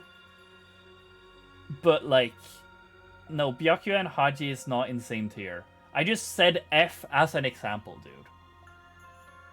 Like, I'm one to, if I want to, I will put a character in their own singular tier. And Haiji is arguably in... If there was a F tier, then Haiji would be in said tier. I would even fucking call it Haiji tier, you know? And then Byakuya would be in a tier above, and then Teru would be in a tier above that. And in the tier above that would be Tenko and... Kokichi, maybe Nagito. It's hard to say. What a long ass tier list. Yes! Did you not see my Danganronpa 2 tier list? Oh, I had so many that was just like a singular character in it. But yeah, I don't know. It's hard to say. Nagito is like such a coin flip for me. Like his worsts... Like, Nagito is how I feel about Kokichi right now. Like, Nagito's downs are so bad, and I hate him so much. But his goods... Oh my god, he's such a good character. But it's hard to say. Like, if I were to average them out, he would be in, like, maybe B tier character. B plus character, maybe. It's hard to say. Like, he is... Like, overall, he's one of the better Danganronpa characters. But that doesn't mean I like it.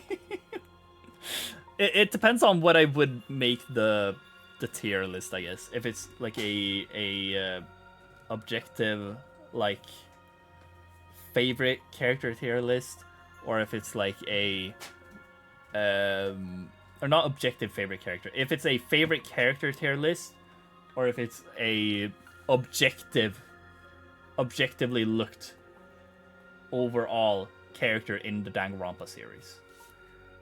Like, you know, a terrorist risking the entire class's lives constantly under a guy who's tempered with the crime scene. Interesting. Yeah, sure. Let's go with that.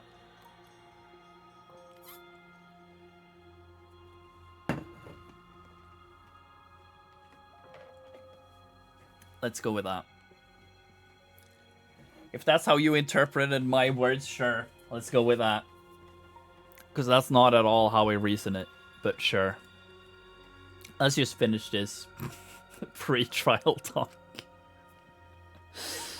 You should go into politics.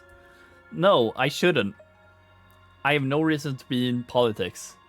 I'm just voicing my takes on a video game, and it just happens to not line up with yourself. And you're talking about objective character portraying or something. I don't know. Cannot be convinced otherwise on your own opinion. I can. Okay, here's why I think Nagito is a better character than Byakuya. I think you're wrong, you should die. Yeah. Thank you. Thank you for admitting it. Admitting it. Here's the thing. I think Nagito is a cool character because, sure, he might have tried to blow up his school. He might have wanted to kill one of our friends and frame it as suicide in hopes of murdering the rest of us.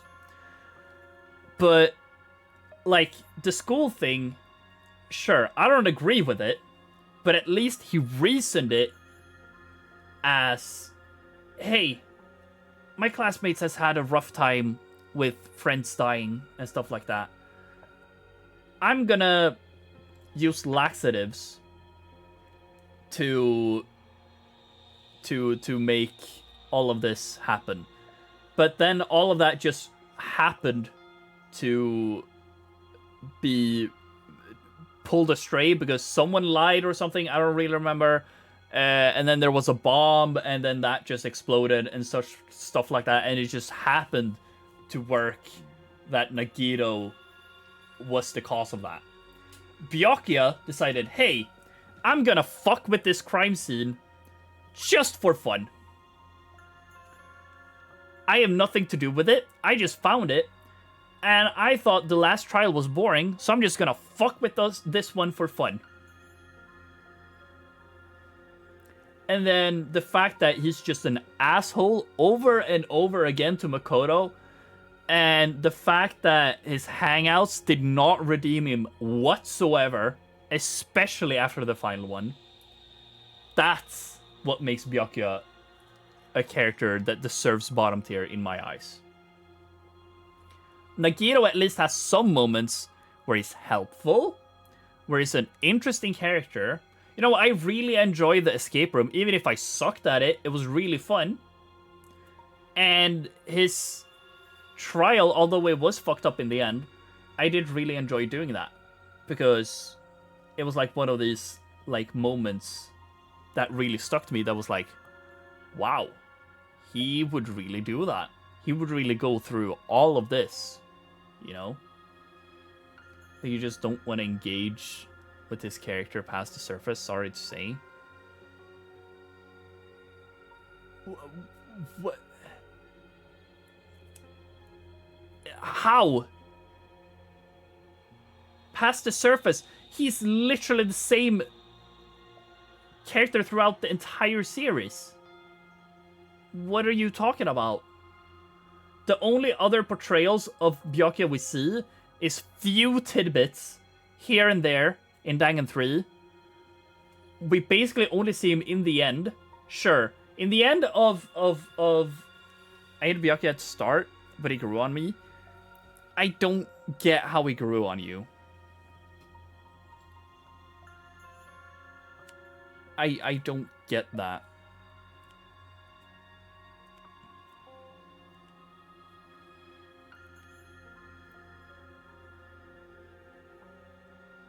Maybe I saw past the surface. I don't get it. Sure, I have my personal vendetta due to Chihiro. But it's like, I don't see what you guys see in him. Because one, you don't fucking tell me. And then two, I don't have any remembrance of him actually having any redeeming qualities, to be honest. But I don't know. It's I don't know. I sent to watching Toradora. Sure, I'll watch it sometimes. Anyways, hello Ayumi. You're coming at a really unfortunate time. Like, not only am I gonna be ending stream soon here, but I'm arguing about Byakuya, you know, the least interesting thing. I apologize, but you're very welcome to the stream. I appreciate you tapping in. Yosoro! I appreciate the Yosoro, the follow. Thank you. I appreciate. I'll be back with the trial, I think Tuesday next week, if you are interested in that. Let me just check my work schedule. Yes. I will need to start a little later than normal, but yeah. This guy ranked Terra above Byakuya, what do you think? Yeah! And I am not backing down on my word. I have a personal vendetta against Byakuya. And I am... Yeah. I am not changing that.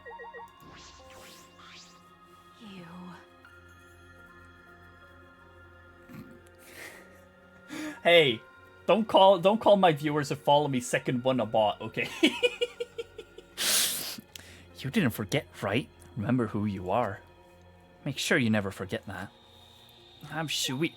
Oh no, wait, oh no, no, wait, no, no! I'm getting flashbacks, dude! No, no! I'm getting Kyoko Dangan 3 flashbacks! Oh no! Don't say that, Maki! Don't say that! Don't say that! I hate that! Don't say that! Oh no! Don't tell me you murdered Mew. No, no, no, no. It can't be. It can't be. I'm making shit up. I'm reading into things I shouldn't read into. Oh my god. No, no, no, no, no. Okay, sorry. Hello, monitor. I meant to talk to Sumugi, but sure. Hey! This time will really be the end, if not. End stream? Yeah, I'm gonna be ending stream once we're at trial preparations. Sorry, we've just gone on tangent after tangent. I'll believe in you. I won't say anything else. But if you have any problems, let me know. I'll help you. I'm here for you, bro.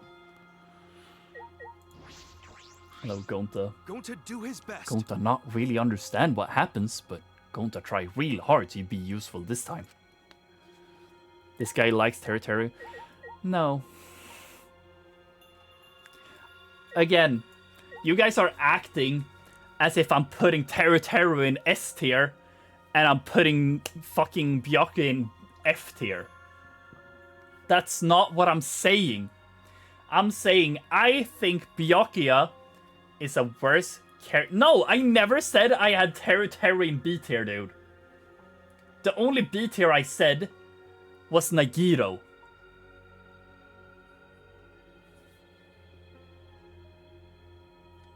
What are you talking about, Reflex? You have him in A tier? No. I never said that.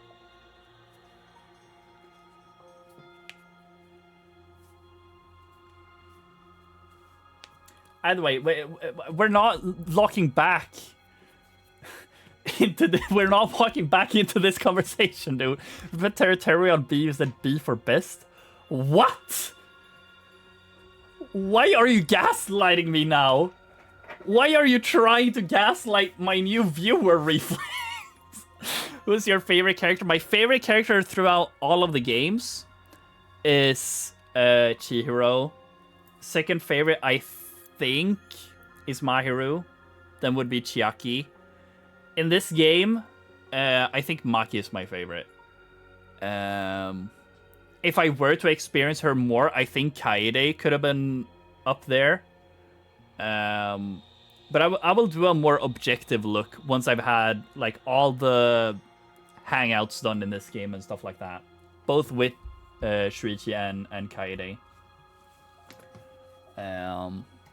But yeah, Chihiro is like my top one. I love Baby Hero. Hey, Shuichi. We'll be depending on you this time too, Mr. Ultimate Detective. Awesome. Hello, Kibo. Mew certainly wasn't perfect, but that doesn't mean she deserved to be killed. No one deserves what happened to her. Not a single person. And last out. That's so mean. You must have it rough, Shuichi. That obnoxious guy is always bothering you. Shuichi. If you ever need my help, call me. I'll shut him up so he never gets in your way. Thank you. I don't think I need it, but thank you, Kokichi. Alright, yeah. We'll do the final talk with Monokuma and bullshit. And then I'll be rounding the stream off, chat. This stream has gone way too fast. It's fucking midnight. I did not think it was midnight at this point. Jesus Christ. Let's do it. Alright, let's go. Okay. Yeah. The 8 of us got into the elevator. The door shut behind us.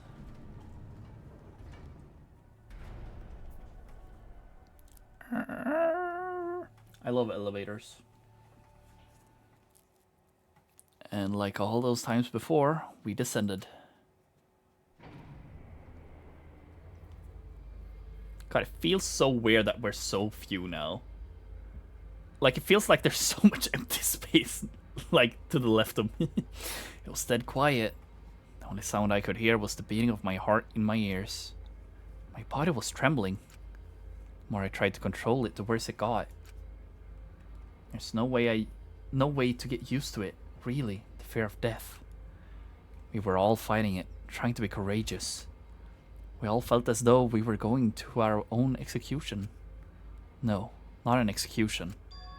A test of our will to survive. Damn, that's a deep line. I do have a Twitter and Discord. I'm pretty sure there's command for both of them. Is it exclamation point Discord? Yeah, there's my Discord. My Twitter is the same as here on Twitch, Toasted1_. I don't really tweet much on it nowadays.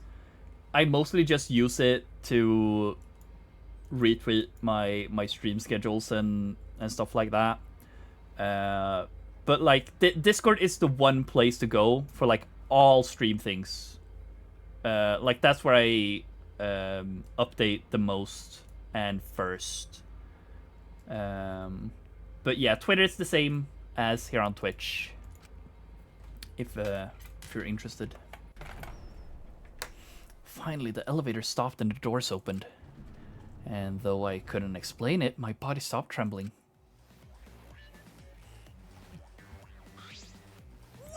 Welcome! Go ahead and stand behind any open pole. Any? What happened to you? Move your asses. You don't want to see what I'll do to you if you keep father waiting. Oh, wait, is he back to normal? Why? Huh? You not friend anymore? You jerks must feel pretty slick using Monotaro's forgetfulness to befriend him. I feel like betray also worked, but he just decided on his own that we were friends. But I won't let you guys trick Monotaro anymore, because he's already forgotten. He may have forgotten that he was on Daddy's side, but now he's forgotten that he had forgotten that he was on Daddy's side. Thanks to me, because I smacked the stuffing out of him. How confusing. Well, whatever. Really? I can't remember, but one of you guys is the culprit, right? I can't be in the same room as the killer. It's dangerous. I'm gonna go lock myself in my room. Maybe even set up a barricade. That's another death flag. Anyway, Let's get it started. The heart-racing excitement as the Black and the Spotless face off. So true. We went 2 hour podiums as always. We knew what we had to do. There was no protest left in us. It's already the 4th time. The 4th class trial was about to begin. Okay, when I get this good look at her, she does not seem to have bloodshot eyes, so I don't think she was poisoned. Yeah, nice. Beautiful picture, by the way. Miu Iruma, the ultimate inventor. She may have given us a lot of trouble, but we all miss her. We do? It's a tragedy, after all. She helped me and Kaede with those cameras and gave Kibo extra functions. In the end, she had done a lot for us. And the culprit that killed her, dun dun dun dun dun, is one of us. Dun dun dun dun dun. Oh, that's a lot of people on this screen. Loki makes me feel like someone on this page is gonna die, right? But I don't know. In order to survive, I have to find the culprit. And I will fight for it. I will fight with truth and lies in this class trial. Absolute cinema, Shuichi. That's the lines we would want, you know. If the time wasn't so late, chat, I would go gambling for a bit. But if it wasn't so late, I would go gamble. But I don't think I have the time for it, unfortunately. Maybe we could do a tiny bit of gambling before next next stream. But yeah, I just need to sleep now. I got work at 6:45 tomorrow. So unfortunate, but yeah. I mean, this stream became way longer than I thought before anyways. An investigation stream, an only investigation stream reaching 3 hours 52 minutes. Jesus, that's impressive for my standards. But yeah, guys, I appreciate you all being here today, hanging out. I was gonna say investigated with me, but it was really just me doing investigating. But I mean, I like that. Makes me put the brain cells to test. But yeah, Reflex, once again, I appreciate the raid. Thank you very much. I appreciate. And Ayumi, thank you as well for the follow. I appreciate. Yeah, we'll see if I'm right about this whole thing. I still don't know what to think of the entire trial. I still low-key feel like there are some things that will come up during the trial, because I just can't make sense of a few things. But we'll see. We'll see what happens. I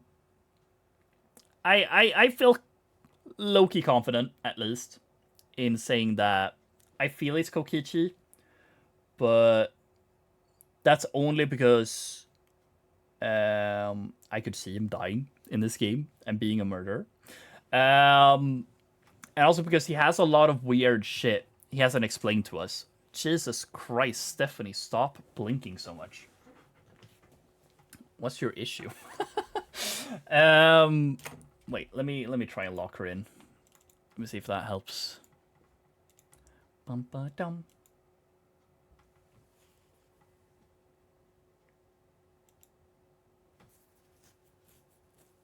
Maybe a little bit. Doesn't matter too much. But yeah, I feel like with the story I got going, at least, Kokichi makes sense. But you know, I made the story make sense for Kaido killing in the last chapter, so I mean, that doesn't really have much merit to it, I guess. But that's besides the point. We'll see it all unfold. Most likely Tuesday next week.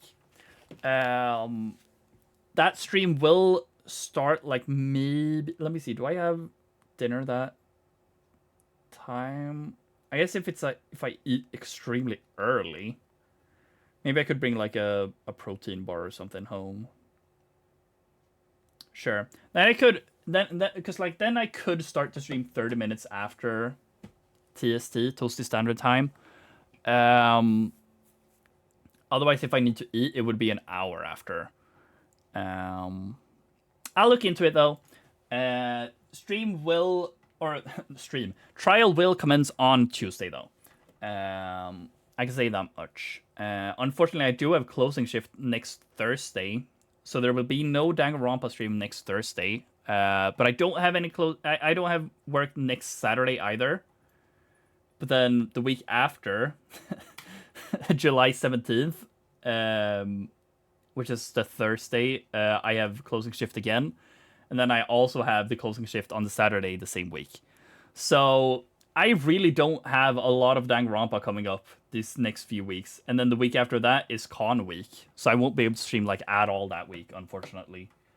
So we might be finishing Dangan 3 V3 in August. Unless I try to do like a marathon stream or something. But I don't know if I want to do that. We'll see. I'll keep you guys updated. As always, check the Discord, the Twitter, for all those updates, all of that jazz. But for now, I'm gonna shut up. And I'm gonna be quiet. Since Reflex ended the stream, I can't rate him this time. I forgot I was gonna rate him last stream. But yeah, anyone else fun live right now? I don't think so, unfortunate. Yeah, I appreciate you guys coming in as always. If you were just lurking, if you were here the whole stream, popped in towards the middle end, whatever. I appreciate you all nonetheless. And again, Reflex and Ayomi, thank you for the raid and follow. I appreciate. I'll see you not tomorrow because it's Sunday. But I'll try and get a stream going on Monday this week. And yeah, schedule should drop Monday, hopefully Sunday, tomorrow.